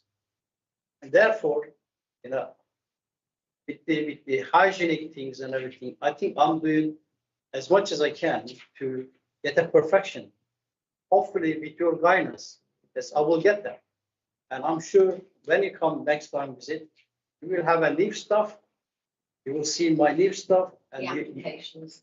yes, submitted we have to sent you, who speak English while resident in the UK. and they're really, really hard to find these people. And they've been in the trade more than 20 years, and then they working really good and everything. And yes, if I have something missing, please do let me know, then I will correct it straight away. All this allegation and everything should not be like terminating my license and revoke it or punishing me like this. I mean, you should be here to helping me instead of you punishing me. For example, I did have another spot right in the Wokingham about 3-4 years ago. You have the same situation that, oh, you have a drug issue, or you you throw in your rubbish. All this allegation you made, what it come out? Nothing.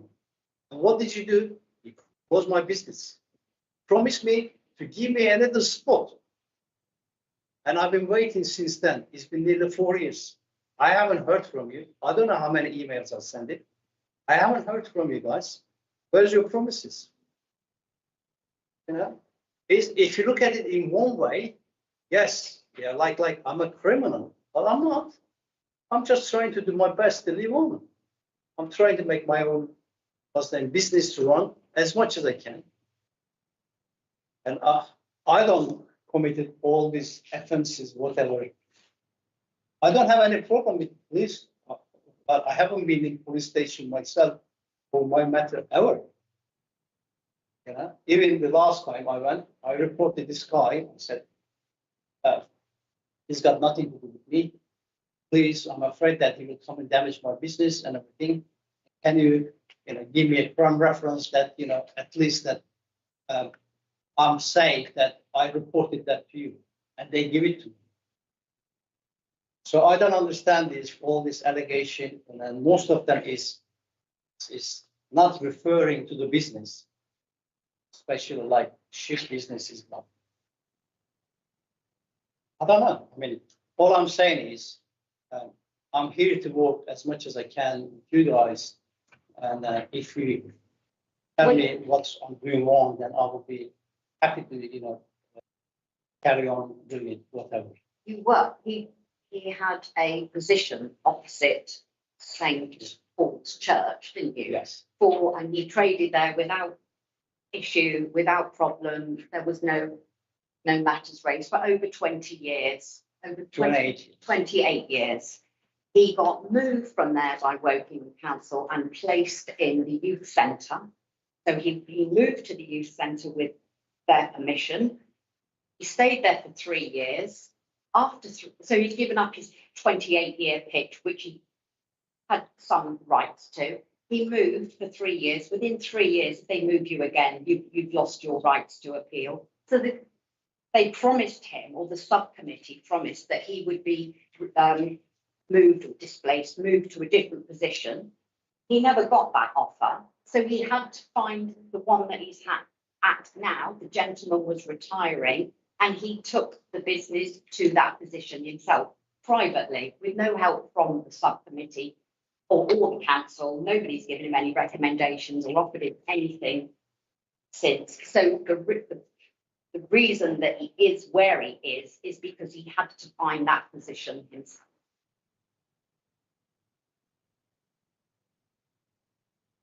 There is obviously speculation and the fact that he was moved from opposite St. Paul's Churchyard when the new building of the retirement homes went up. That's when he was told to move to the youth car park.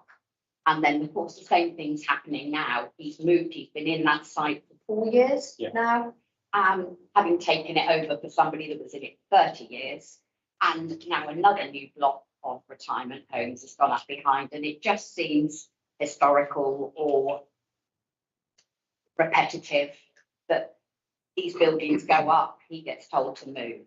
Maybe it's not, it's Can I not. say that isn't what we're here for today? Yeah. We're here today to answer the questions about how the business operates, not where it is.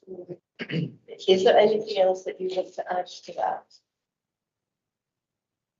That's relevant to the things that you've said from the Not license. so far, I mean, if I can remember, can I add it on? At the moment, no. Okay, no, so we've covered the drugs offences that are unrelated. We're looking at related things. Yeah.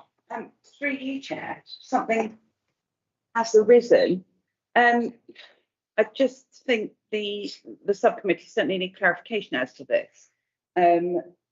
So the consent holder is Winnersh Catering, not this gentleman himself in person, but the separate legal entity of Winnersh Catering. I've just found out that you're not actually you're not actually either of you are directors of Winnersh Catering. So a gentleman called Juan is the director. Is that your son? Yes. So do you have permission to represent the consent holder here this afternoon? Yes. Because the consent holder's not actually here. We need reason. Well, if this was a court hearing, this wouldn't be adequate because in a court, it either has to be through a solicitor or barrister or through an officer of the company. I'm concerned that we have somebody who's been treated as the consent holder, and I've literally just realised that whilst they've been treated as a consent holder throughout by everybody, this gentleman isn't an officer of the consent holder. But if in this case, I can ask them to send you emails right on. That would be useful. Yeah, I can do that, that's no problem. Should we Legitimate break? then. Yeah, I think we're going to have to. It's sorry. That's okay. Just thinking of what they're writing here. Yeah, and it's the just very record. concerning because you're not actually responsible for the company.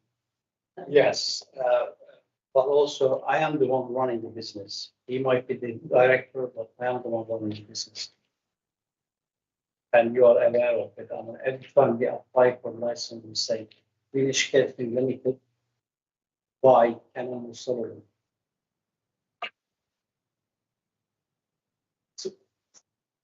Yeah. Do you have any legal connection with the company other than it's your son? I'm running. So you're employed as a manager. Yes, manager, employee, but not the director. I was a director Why are you not a director anymore? because I have a health issue. I went to Turkey to get operated. That's why when this gentleman came, 2023, so I select my son as director while I'm sent to Turkey, and he can deal with the situation. I'm not sure anybody's been aware of this. No.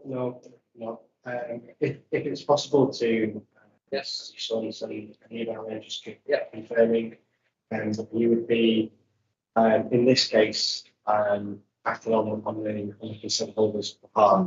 I don't think you could class as an assistant, but you've got authority to speak. On behalf of the Yes. company, Yeah, we do that. because it's the company's consent that's an issue, not your consent. Yeah, I appreciate it. I mean, we didn't think that. And are you actually an employee, so you're paid a salary? No, I'm a manager. So you do it out of love? I mean, You do it out of love? yeah, he's my son. Be a manager if you're never there. Well, I am. Oh, I mean, when he turned up, yes, I wasn't there. I have inspected this business for years Yes. and I've never met you before in my life. So this is, yes. I don't understand how you can Yeah. be classed as either an employee Yeah. or a manager when I've never, ever seen you. It's beyond me. Can we just pause and just work out what we want to do next? Or what we are able to do next? I do apologise, I literally was just looking at the list of registered officers, presuming that this gentleman would of course be the registered officer. If you could email Luciani, or if your son could email Luciani, Yes. to give and clarify that you're able to represent the business How will we know for certain that he is that person? So we would have to accept. There's an email from. Yeah. I think we've had a few people misrepresenting it, but already. It certainly sounds like. We can see. Yes. We would be happy from the organisation perspective to see it directly. Could he join by Teams? Oh, yes, could you join the meeting? He join by Teams? If you, if you communicate with him, I can send a Teams link. Sure, you can do that, but in 5 minutes, and I can give my ring. If you want to talk to him, feel free to leave the room. Yeah. I think if you want to talk. We all have to leave the Yeah, room then. we don't, but Yeah. everyone else has to. Yeah. Sorry? Adjourn again, yeah. I think just in terms of the meeting, your son's not present during the meeting. Yes. So if it's the case that the intention was that we were speaking on behalf of the company, on behalf of the son, then the most pragmatic option today would be to get confirmation from your son, which should be written by email. Yes. At real time. And we might be able to re-adjourn in the next 15 to 20 minutes. Yeah. Okay. So. Yes, that's fine. Yes. We'll Yeah. adjourn now. I'll go outside and you can tell me whether that's Yeah. possible. If you do it quicker than 20 minutes. Yes, that'd be wonderful. Put the cat amongst the pigeons there, but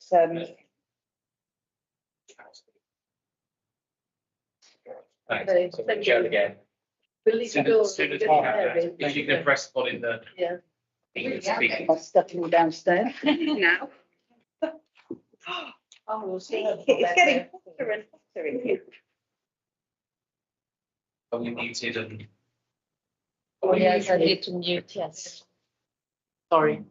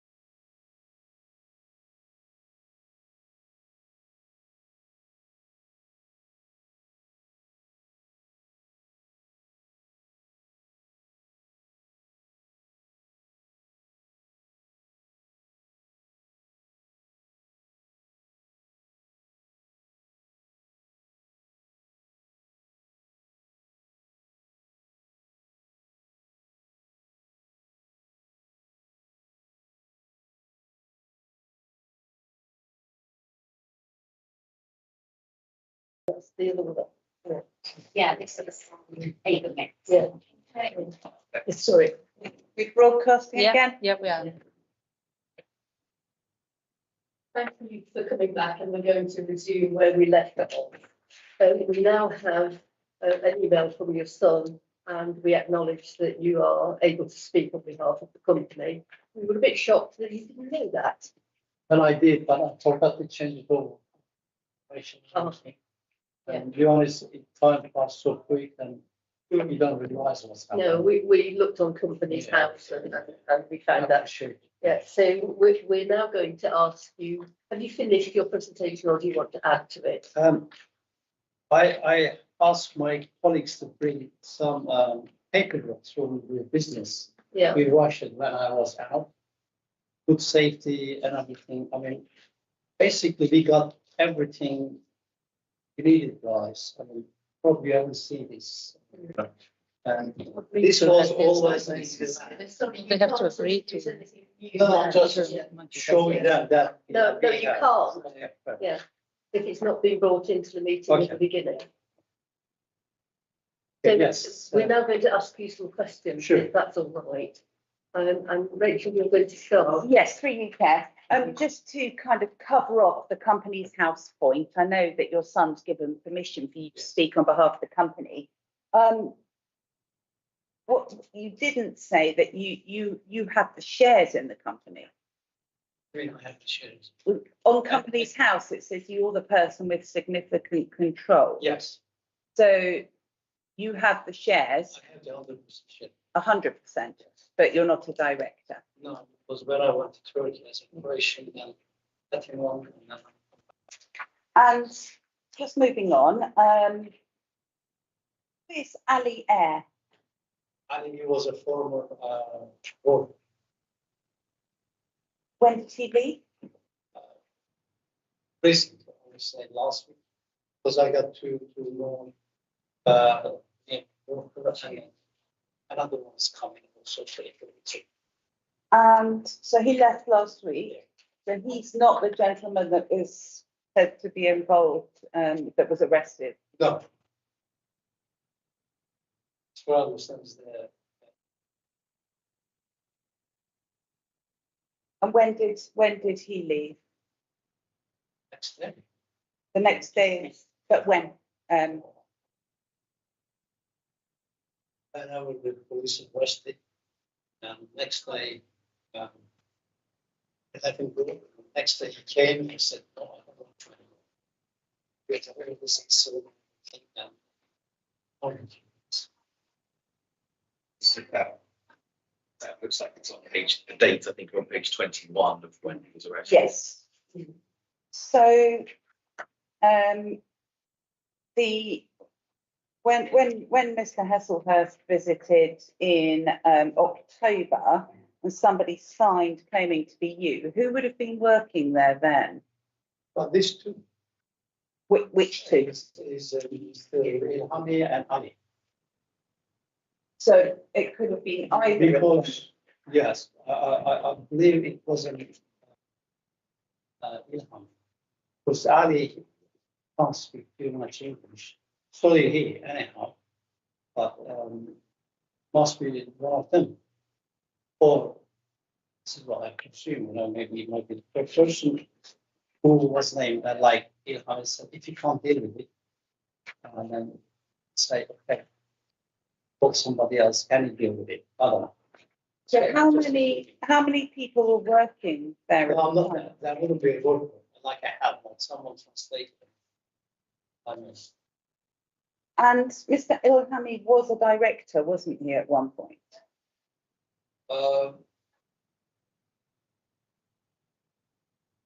On Company's House, it suggests that he was a director. Having a look, in fact, he was a director until July 2020. Does that mean anything to you? I'm wondering. Uh, That's the only reason that maybe if I did it, because of my health reason, and then maybe my son wasn't available, and I put it on, and then Good open. It's So who does the company's house entries now? Your accountant?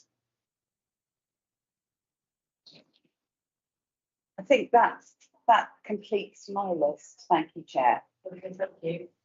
I'm now going to exercise my right to ask you a few questions, and I'd like to look at employment and taxation and that sort of thing.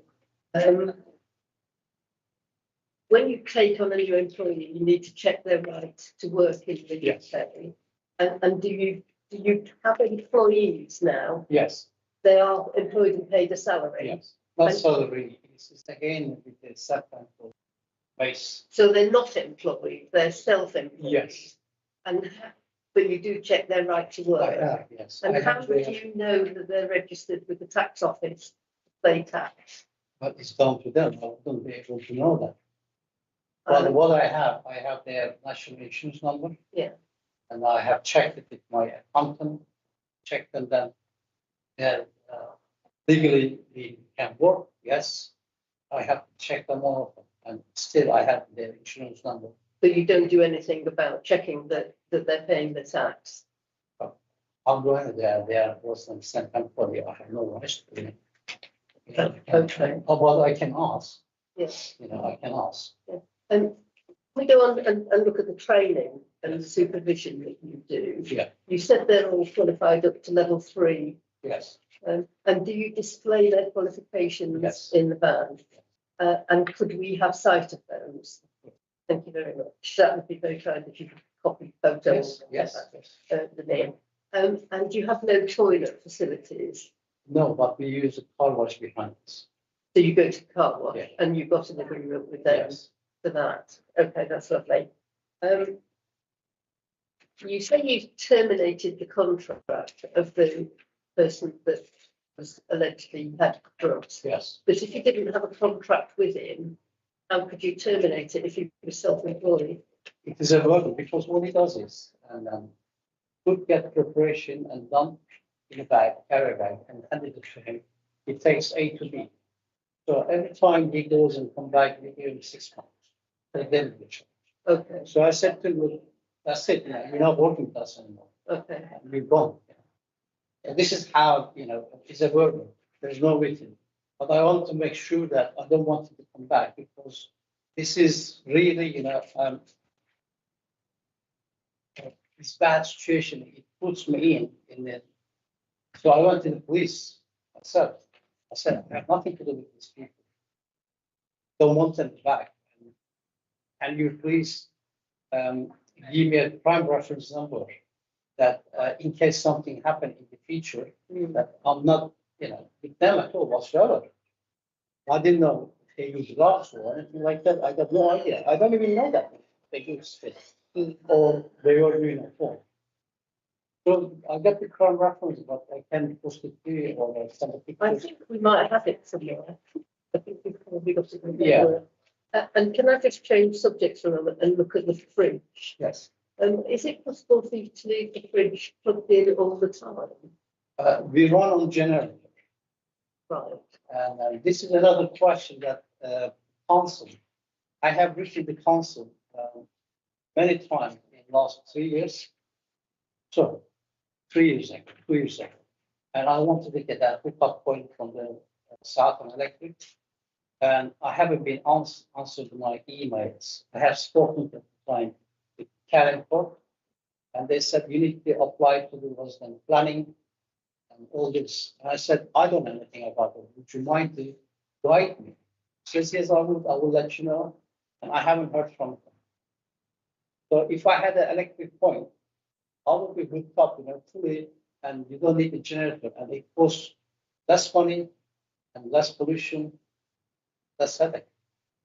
But could you not ask somebody else? Could you not ask your accountant, for instance, to look at the planning regulations for you? I mean, to put in the planning review? I tried everything. Even I paid about £2,000 to upfront with the electric board, Southern Electric. They wanted to planning, and they didn't have any information. So what they said is, "Oh, we can't go nowhere with this," and they returned my money back. And I still have all those evidence. Yeah, I mean, planning isn't my subject, so I've no idea Yeah. whether it would be their job to give you that or not, or where you'd go. But that would certainly solve a lot of your problems. Yeah. Wouldn't it?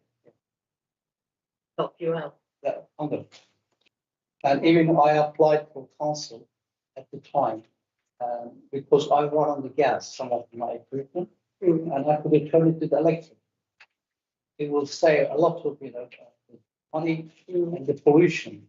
And even, I have a grant up to £5,000 to change it. But because of this electric problem, I have to cancel this grant. And I have done that in the past. So at the moment, as I said, running. I think that's something that we need to look at something out, because Yeah. it would save you a lot of problems Yeah. with both the hot water Yes. and Okay. All my bridges has been up to date. Checked it regularly every 2 months. In case something goes wrong and everything is all up there. We had the service done before the inspection. And all done, it's all working perfect.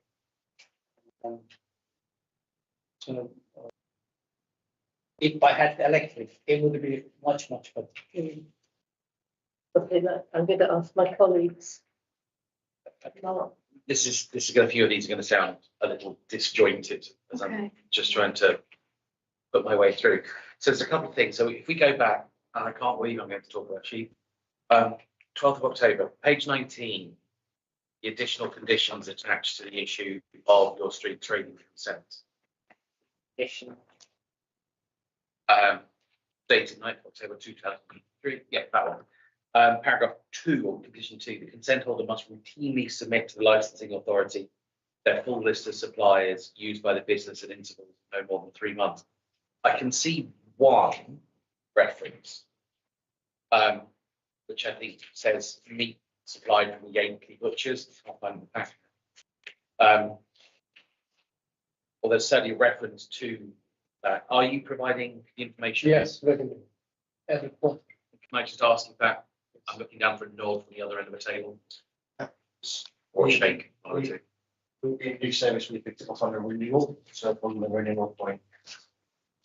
Being happy that that's being complied with.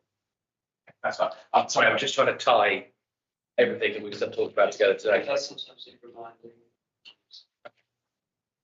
reminding. Sorry, I want to go back to a couple of things that are in here. The basic thread of this seems to be that over the last period of time, a lot of the issues look like record keeping, not being able to demonstrate clear kind of documentation of everything through the process.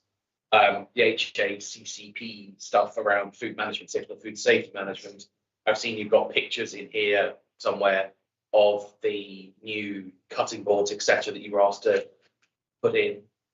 There's food label stickers in there for dated food rotation. So I can see there's some, but what it looks like in here to me is that a lot of the issues are around kind of these lapses in the things that we would expect. And we're all sort of sitting here today representing the residents of Woking and protection of Woking and residents, and must always act in for that. There's a couple things that come up here is what changes have you made since this started? So if we're going back, 6 months would be a fair 12 months when we started to see the drop off. Would that be a Yeah, I mean, if we go back to December, when I went back to check to ensure that the SFPB pack was on board, because it wasn't, and I told the guy who I thought was Keenan that I will be coming back, I will be checking on it, you better have it here. No problem, wasn't there. But we're kind of going back to about December-ish last year when we put more. Oh, that's when I served the notices on it, because it was just a continual thing with it. So, and that's fine. So since that notice was served, since we started this process December last year, what I'm looking for is clear evidence of how you are adapting and how you are improving and how you are changing how you operate.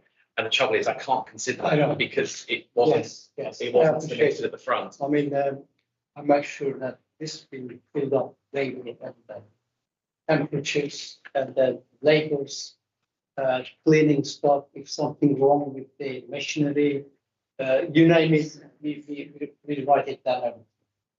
So it's been, as a matter of fact, it's been written down before, but somehow, I don't know, that this file has been disappeared.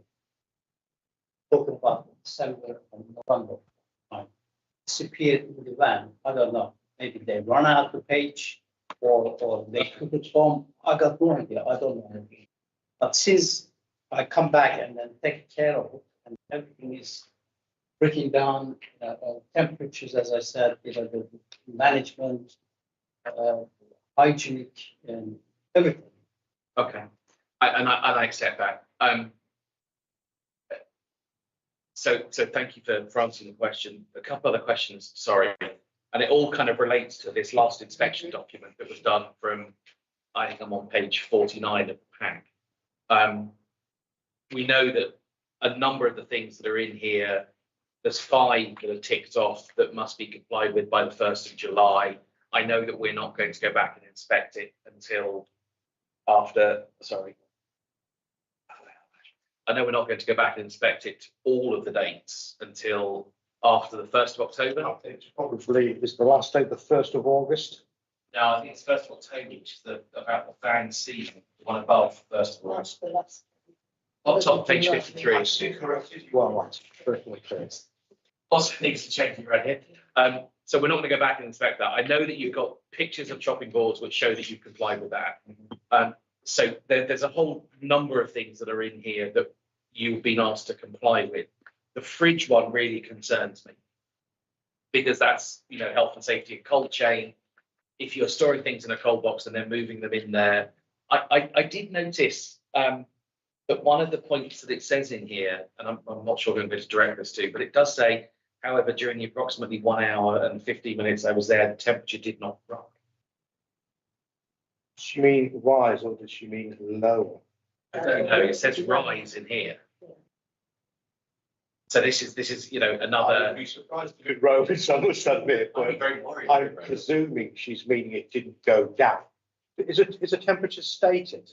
No, it just says did not rise. Page 51.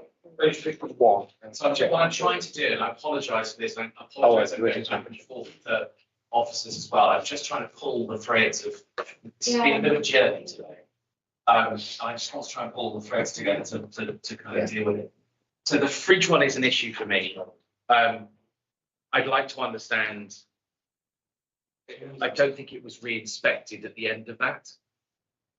So it looks like it did not rise, but it doesn't record that it was, we're presuming. Yeah, so I think what LMA is saying is that when she took the temperature it was 15.8. And that was the start. Yeah, and I think what she's saying is an hour and 50 minutes later, she took the temperature and it hadn't altered. It hadn't gone down, which we'd expect it to go down. I don't think she means it rose, because obviously then you'd be almost cooking something there. Yeah. So I think she means hasn't gone down. Hand basins, I think there's another line here that says there's no hot water, but I think the timing of this visit was 9 minutes after they arrived on the site. So this is a question back direct to you guys. The timing of the visit, the timing of this is 9 minutes after you arrived. So how long does it take for your boilers functioning, and how long does it take to create hot water? And then was that rechecked by LMA at the end of it to see whether there was hot water?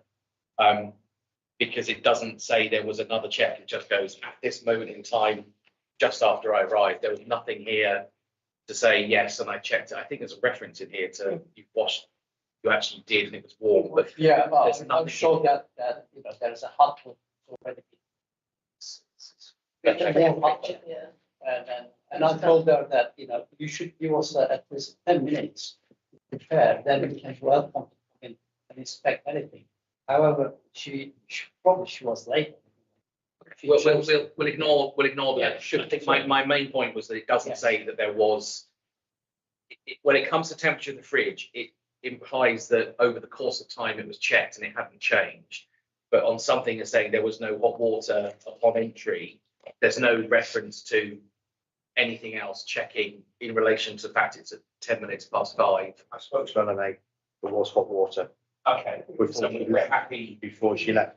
That's fine. Okay. And again, I think this is also because of the kind of the way that the reports were written up. I'll come back to that directly to you. Just on the water, when I went back in December to check to see if the SFBB pack was there, they'd been opened at least an hour and a half.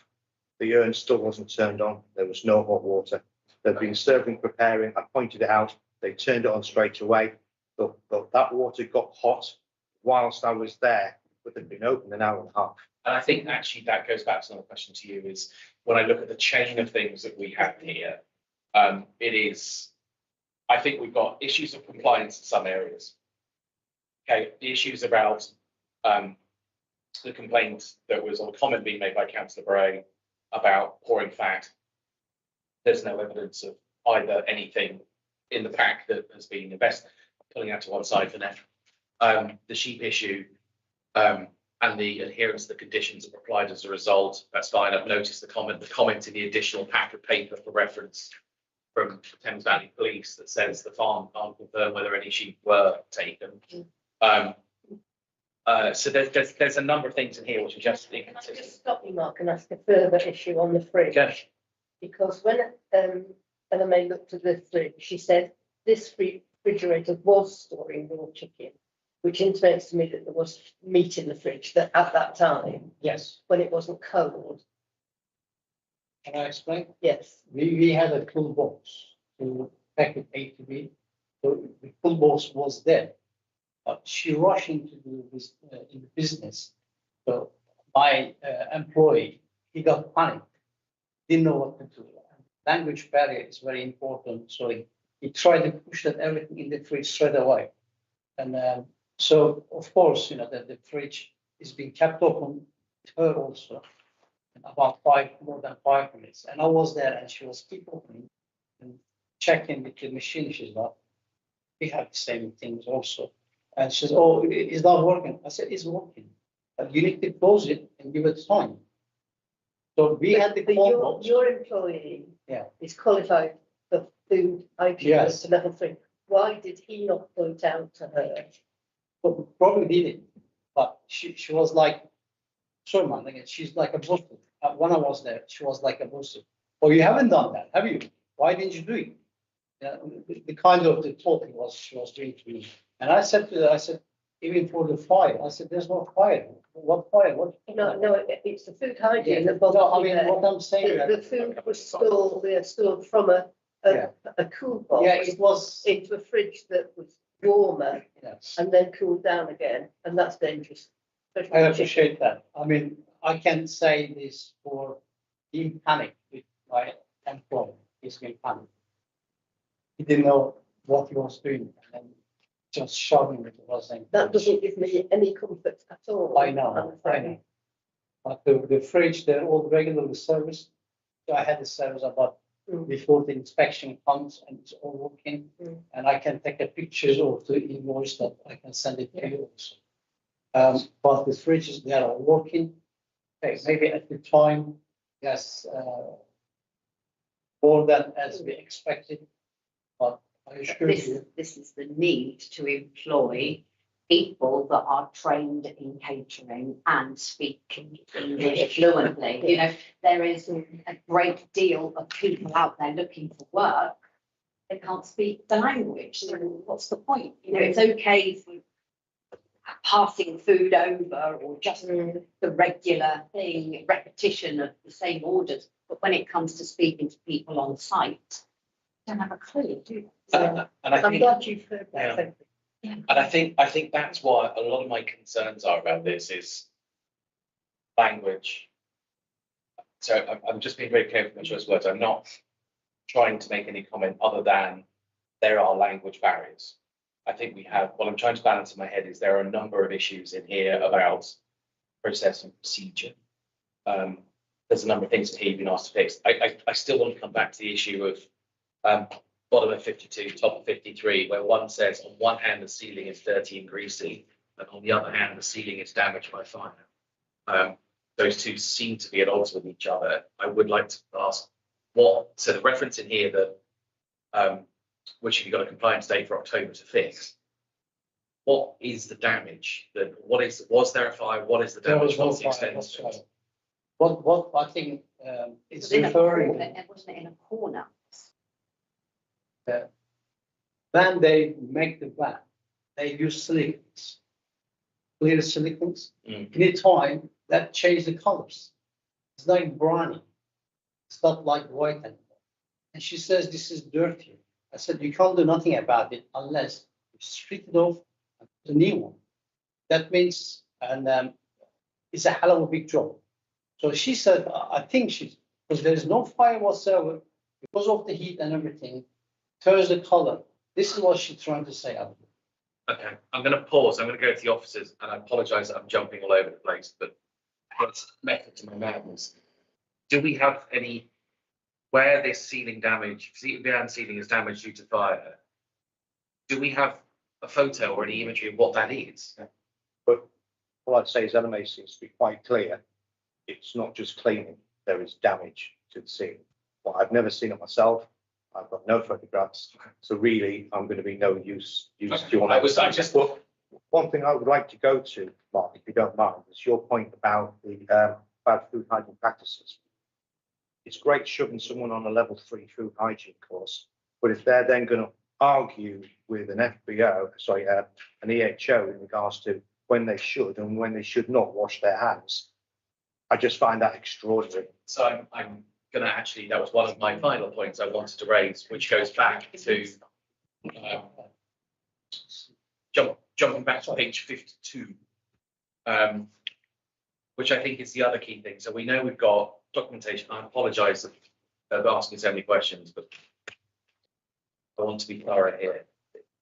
Page 52, the top of page 52, mostly deals, and the very bottom of 51 deals with food handling, cleanliness, personal cleanliness, suitable clothing. And Mr. Ali Air, I apologise if I pronounce his surname wrong, wasn't wearing suitable clothes. I don't know whether that's, not to me, is had he arrived on site, where is this? Had he changed? Does he change? You must ensure that all persons working in food handling areas wearing suitable clean clothes. That wasn't evident at the point of inspection. And then another one about, during the same point, observing Mr. Not removing his gloves and washing his hands after various activities. There's all of the references in here that suggest that despite the training, that there are things that are just not right in how that's being operated to protect residents from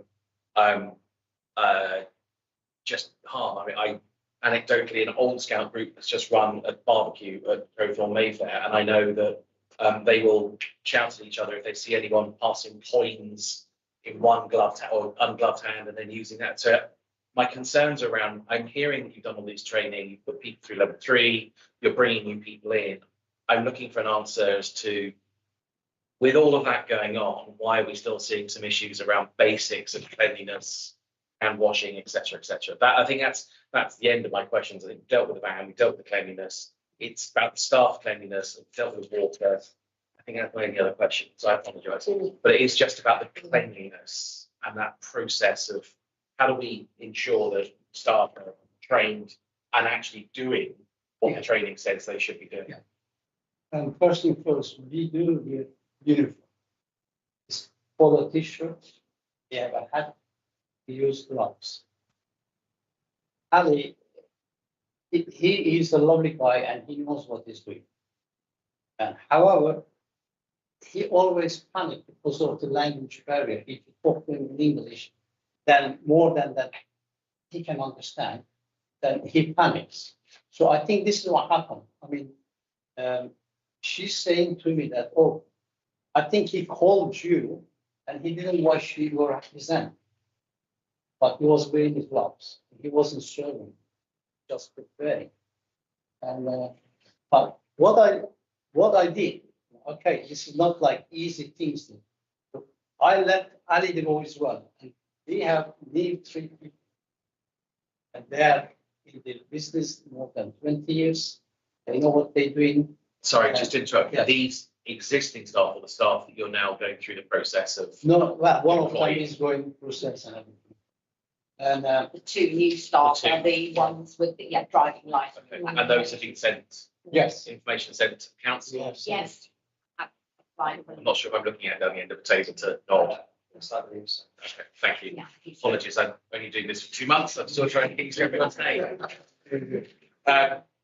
So you've got new people coming in, Yes. their grasp of English is different. Okay. Yes. Because a lot of this looks like, no, in fact, I'm fine, I'm good. Can I just stay on that paragraph you were on? And while Ellen was there, it said she observed that you arrived, Keenan, and Yes. didn't wash your hands. Were you the real Keenan there, or were you I was the real one. a replacement? You were the No, real. I was the real one. I didn't wanted to go in. She asked for something. I said, can I come in? And she said, yes, if you put your uniform. I said, you need to wait then. And which I did. Yes, I didn't wash my hands, but I didn't touch anything because I wasn't doing anything. Just talk to her and come out. And even I said to her, I said, would you mind to come out and talk outside instead of, being there and everything? So I noticed, yes, I didn't wash my hand, but I didn't touch anything because I wasn't doing anything. That's why, and she came out with me and she said, talking to me. She left. So, thank you. Just very briefly, hopefully, I just have a concern while we're covering this up with the status of the people. You've made it very clear that you regard them as self-employed. My understanding is that there's basically self-employed, you also have workers, and you also have employees, in terms of the law. And just looking at they're either employees, in which case that needs to be changed in terms of the sex, or they're workers. And I just wondered how you're really interpreting them as being self-employed.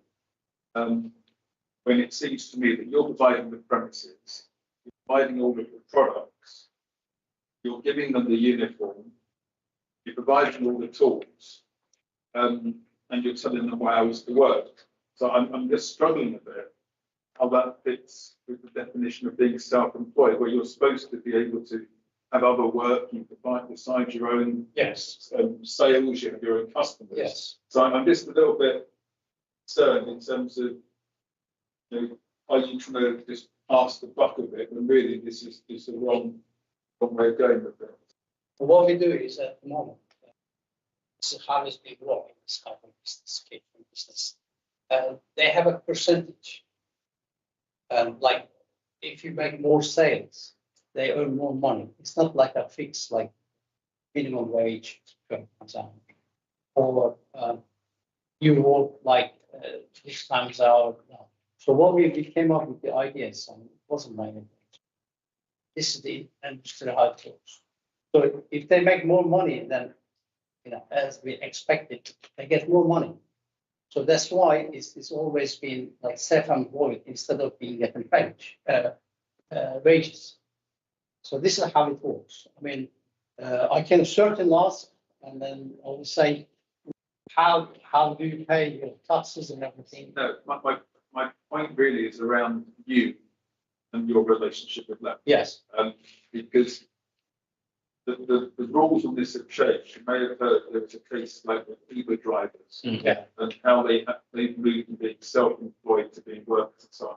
And that also means they're entitled to things like national minimum wage. You may be paying them above that, get that. But they're also entitled to holiday pay and other working time rights. So I think depending on what comes out today, it's still working, still trading. My strong suggestion to you would be to talk to your accountant about this, check up on what current employment laws are. Because if you're actually breaching that, that's quite a serious thing. definitely. I'll do that. So That's it what may be that where you were doing this some years ago, we might that's fine, change. Yes. but it's now a different setup, and you may not be fully compliant with that. It just where I'm reading what I'm reading about the definitions, Yes. I'm struggling to understand how they can possibly be. So, Yes, I will definitely check with my accountant. I will be tomorrow and get it right, whatever, if there is something wrong with it. But you don't want to go on the time and His Majesty's prisons because Oh, you've that's done it good. wrong with it. So you might as well up. I'm sure. So that makes you want to see it. Yeah. everybody goes to now, Jeff. I think we've gone through almost all the agenda. I think we've all had a say. And sorry? Officers can ask questions now. Oh, sorry, yeah, sorry. You already did. We did have some questions around the training, which has already been picked up by members. The questions relate to how your consent is a level 1 hygiene is the requirement. Volume, Kieran. Sorry, the level 1 requirement for your consent holder, but you're saying that you provided training for level 3. Is that correct? That's all. Awesome. When did that come in? And when did they attend the training? It's about 2.5 months ago, maybe 3. Was it following the serving of the 2 hygiene improvement officers on? Yes. So they were served in December, yeah, December. I'm sure the company will train. They said to me, they wanted to let you know what's happening. I don't know if it's true or not. We ran the courses. Do you know when that was? But I can find out. That's right. Question follows just in terms of the content. How just very standard areas of hygiene. Talking to the summary of premises is dirty, utensils are not sufficient, staff wearing dirty clothing, staff not washing their hands properly, so it's water. B, they are tremendously basic areas, so just struggling to understand how that training official's gone in, then the environmental health is being met with such a restricted attitude from those workers or staff. So you referring the last meeting that we had? No, That's the last bit. Yeah. I mean, with any business, you have to give it time to prepare themselves. As soon as you open the business, I mean, you cannot jump in saying, "Oh, that's dirty, that's not dirty. You haven't done this, you haven't done that." You have to give like at least 10 minutes to put everything right. You come in, check your fridges, check your hygienic things, or whatever you need to do. I appreciate that. And what you're saying is very important, and I'm very careful. And all these years, I feed my children with this. Wow, this for us. You all eat. Do you think that if I don't eat it and sell it and work it, no, I don't do that. Anything I eat, so it's good to me. It's good for my customer. So this is what part of that. That's one thing. And secondly thing, and I opened the new agenda with the new workers and everything is going to immaculate condition with the people. It will be within like. As well, soon these as possible. people that you've now submitted, they've been in the trade for 20 years themselves. And another point is, you get office workers. I get it at work all the time. Some people smell of BO, some people smell of Chanel No. 5. Some people are not quite as hygienic as others, but perhaps they want to be pulled up on the fact that, you don't look presentable today. I get that because nobody wants to see anybody untidy dealing with food, do they? So I don't know what they, referring. Clean uniform. Not clean, dirty, like you haven't shaved, I understand that. hey, Or dirty clothes, you smell, I understand that, but I don't think we do that. And then in terms of the street training consent, so how long is it that you held the street training consent, or how long have you been involved with that? This kind of business. Yeah. Since 1990. Can I jump in there? Keith? At the beginning of the meeting, you said that you took this business over in 2019. Yes, but I mean, the business like in Waterloo. Because he was moved from the spot at the youth centre Okay. So, to that premises. so you were running it from 2019. Okay. So, sorry, I don't mean to try and catch you out on anything. That's been a question to clarify a few bits. So earlier on in the meeting, in regards to the guys that were found chasing sheep around the field and the alleged drug dealer that you had, you stated in regards to what the guys were doing in the field with the sheep was before they started work, so it had nothing to do with you, and also they weren't in your employment at the time. But that was in 2021, so they were in your employment, but what they were doing was outside of the hours of work. Well, I'm not aware of this. Okay, but So I don't think my employer will come and say to me, oh, I've been arrested by police Okay. because of I was chasing sheep or something. okay, so You know what I mean? yes, no, I get that. So you said that you weren't aware No. of that. Okay. If that was the case, then why did you allow a condition to be applied to your license that you had to give receipts for your land to us and not query why we wanted to do that? To be honest, I didn't read that. Would you really put 2 and 6 together and think that an employer's going around stealing sheep and then going to kill those sheep and put them in your That's in how, your food chain? That's just ridiculous. No, exactly. I would not think that. However, if I hold a street trading license and all of a sudden the licensing department wants to put a condition on my license, I'll be asking, well, why? And if you had have asked the question, because you're saying you don't know anything about this, then You're right. Then the licensing people would have said, because one of your employees has been accused of chasing sheep around, and then you would have gone and sorted this out back in 2021. Because I'm not- But you didn't query it. No, I find that very hard. yes. But Okay. some of these workers, this is the whole point. Right. They are not educated to the level that, they couldn't sit around the table, could they? They can't have a Okay. discussion. They're not qualified to. Okay, so we go to things like that then. So I think we're in agreement that the gentleman that was caught by the police in the field and the one that was allegedly dealing drugs is called Ilami Biridici. Yes. Is that right? Yeah. So you say that he's not qualified and this, that, and the other, but you made him a director. But the next, come on, listen. The guy, Well- 1 minute, let me answer it. Okay. And the guy, he went for, I don't know what kind of reason, he went in the field chasing the sheep or whatever. I don't know, maybe he loves the animal or not, I don't know. And you telling me I'm responsible with this. And for example, if someone comes to do this council blocks and worker, he had a parking ticket or speeding ticket before he comes in. So do you think is he allowed to, well, the council allowed to pay that money or the person? You're telling me that I don't. Yes, it's you putting me that in his level. I'm not in his level. I haven't done it. I don't know anything about it. And then he's nothing to do with me anymore. It's gone.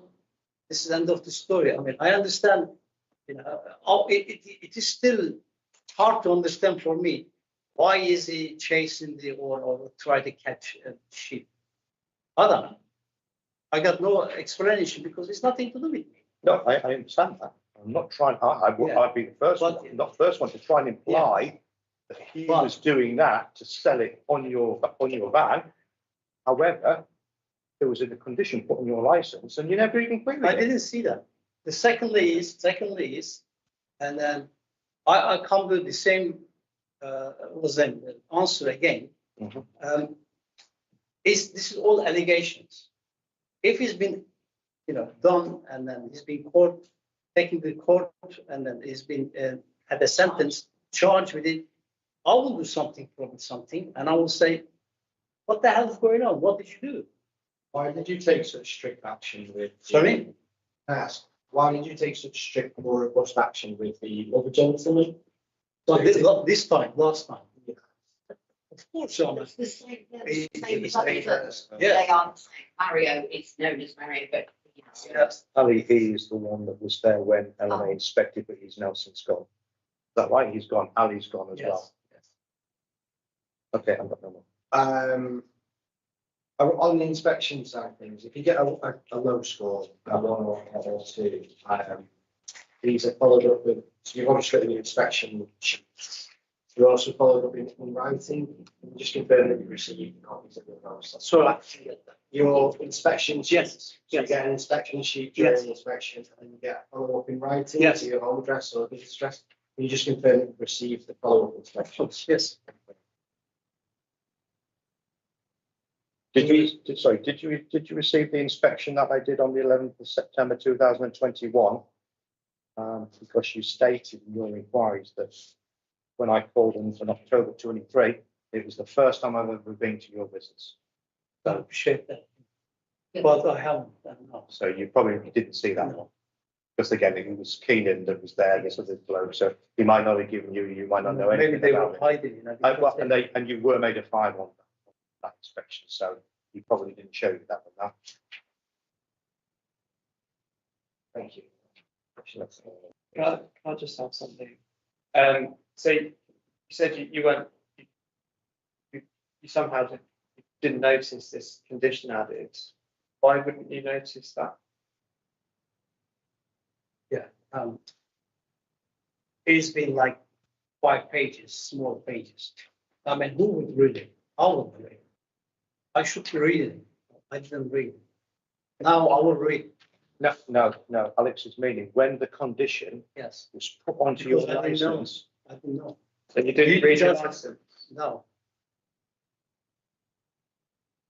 Do you understand? I didn't know.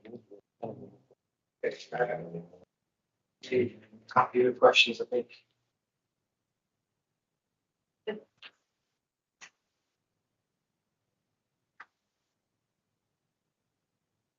We've heard all the representations and the subcommittee, don't have any further questions. No, I'm good. I'm going to now ask all parties briefly to sum up their evidence and information with the license holder going last. So Kieran, it's over to you first.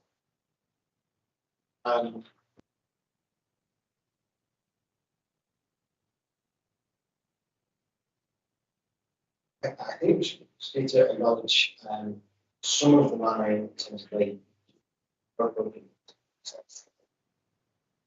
certainly approaching people. On behalf of the local authority, our position hasn't changed. It's not changed because as much as you are approaching, there are such significant concerns with this particular consent. It's less to do with the location where you're in this hearing. It is to do with the management of the and what's come across in this hearing in terms of the submissions that need to come forward. There appears to be almost an attitude or an expectation of you need to be told or you need to be managed or you need to be shown how there are issues. We're at a position where we've got a broad scope of issues. So there's a broad scope of issues in terms of the consent and how that's being utilised.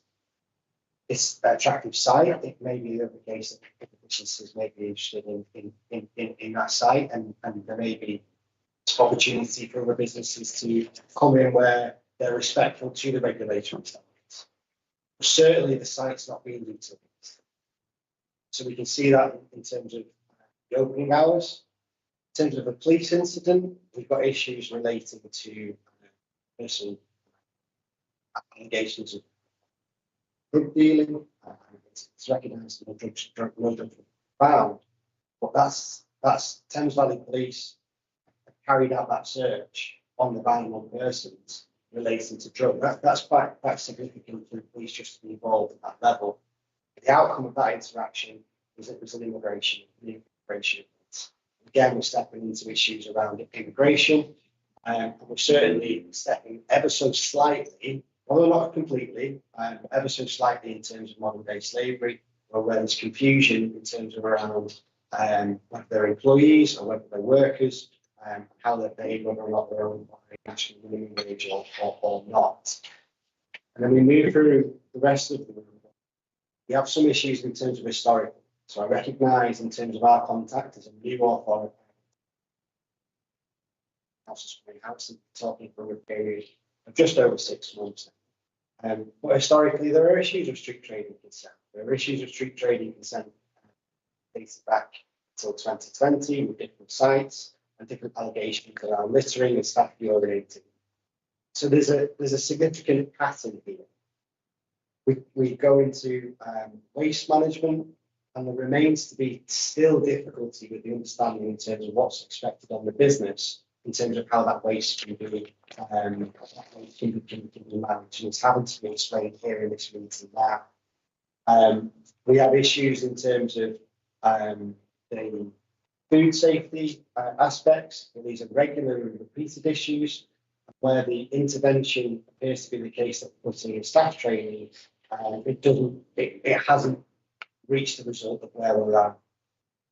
The overall report demonstrates that there are interventions, and there are interventions across the board. There are interventions in terms of achieving compliance, but it does not match. You have to bring objectivity into this in terms of how the council operates and how the council uses its resources. And the council is set to do this. It's set to carry out inspections. It's set to bring back compliance for your businesses. That's the whole purpose of environmental health and licensing. But to bring such issues to a street trading consent, it's way off the mark. And it's not an area there where, because there's such a history associated with premises, during the hearing, whilst it's certainly be a reasonable way to conduct ourselves, it's missing that link, it's missing ownership. And to me, I'm not satisfied that we could go away from this meeting, and I'm certainly not satisfied, or the officers speaking on behalf of, not satisfied that we could go away from this meeting and there will be steps to compliance. For me, it would be an act, it would be a show, it would be smoke and mirrors, and it would be a case that we would return back to a yo-yo effect of compliance being achieved and compliance being achieved and not being. And what's come out in this meeting is that whilst there's been changes in staff, overall, all the way through, the consent holder, albeit there was some difficulty in identifying the consent holder and the operation, that consent holders remain the same. So it's the same person operating. And in closing submissions, where we've had a question from a licensing officer on the Cuba, which I'm sorry, is taking us right back. We talked about basics around the food safety. We're now talking about basics around the consent, whether or not a license is read, and it's acknowledged that the license is not read. Conditions aren't checked. So for me, it's almost a case that I need to manage the business. I'm not a manager in that way. We're an enforcement organisation. We're a local authority.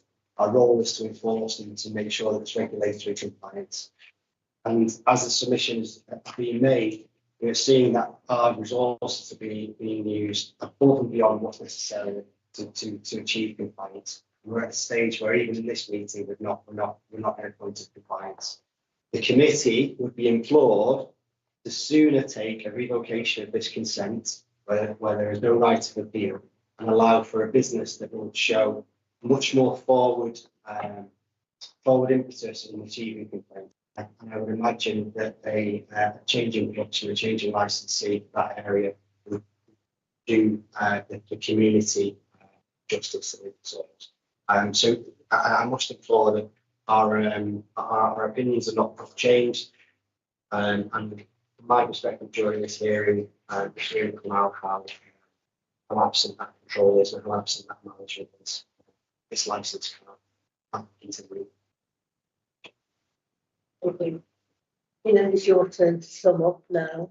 What would you like to leave as your last thoughts with the committee? I mean, I heard all this and everything. Yes. Maybe we done something wrong in past. Because maybe my health wasn't good. Maybe some issues we had. Yes. We are all human beings and I will accept that. However, I'm here to really make a change. For example, I changed the stuff. I get trained and get the books done, and I will apply all the regulation. But when we close in the business, and you will make me unemployed, and those 3 people is going to be unemployed as well. For example, if this council had some mistake done, that doesn't mean we're going to have to shut it down. And if one of the employees done something wrong in this building, in this was an establishment, that doesn't mean we're going to close it with council. No, what we need to do, we need to tell them, help them to get it better. The gentleman says, no, I don't want it. So that means you're going to be unemployed altogether. Go home and watch telly. Is that what you're trying to say? Instead of you telling this, instead of that, we will make sure you improve. I will check on you. I will send you email. I will make sure that you've done this. And you give this encouragement, then I will feel better. Not to shut me down. Shut it down is like easy way down. You shut me down in working out. Where's your promises? What did you do? Where did you buy stuff? Sorry, you're not asking questions, you're making a closing statement. Yes. So therefore, I'm trying to here to make any changes the way you want it, which I'm doing it anyhow. And I will. But are Yes. capable of doing the job that understand who should be doing. And I have done this business last 30 years. And I know the business. In my absence, some of my days that when I was ill, yes, if something happens, that doesn't mean. Can I ask you when you went to Turkey and how long you were there? I was there almost 6 months. And you went, Sorry, when did you go? last year, September, I had operation, and I'm getting better. And you telling me that no, don't want to renew your license, or no? I mean, this is out of order, I believe. And I'm trying to make it better, whatever you say. And you said to me, for example, you need to get a bill. I got it. You need to get this invoice. I got it. You need to do this. I got it. And change the stuff, make a training, clean up this and that. I'm ready to do everything. And you're telling me, no, well, I'm not expecting it. I want you to close it down. Can I say Kieran isn't telling you anything? He's making a statement, the Yes, decision will be made by Of the course, council. I'm just Thank you. saying that, I appreciate it. Thank you. Okay, is that the aim? Thank you. Yes. Thank you. Well, no, yes, you know, it's obviously got to be the whole situation, you know, I mean, obviously the council, and I'm not pointing the finger, the council wants him out. He doesn't want to go. That's been his occupation for the last 30 years. Where? 58, 59? So, I mean, where's he going to start training? Where's he going to do a career change at this point? Whereas for 20 years, he traded and he didn't have a problem. The problems have come within the last few years. We've had Brexit. We've had the Turkish earthquake. We've had lots of workers disappear and go back. You have people that go at short notice, and he's trying to deal with it. He's trying to go forward.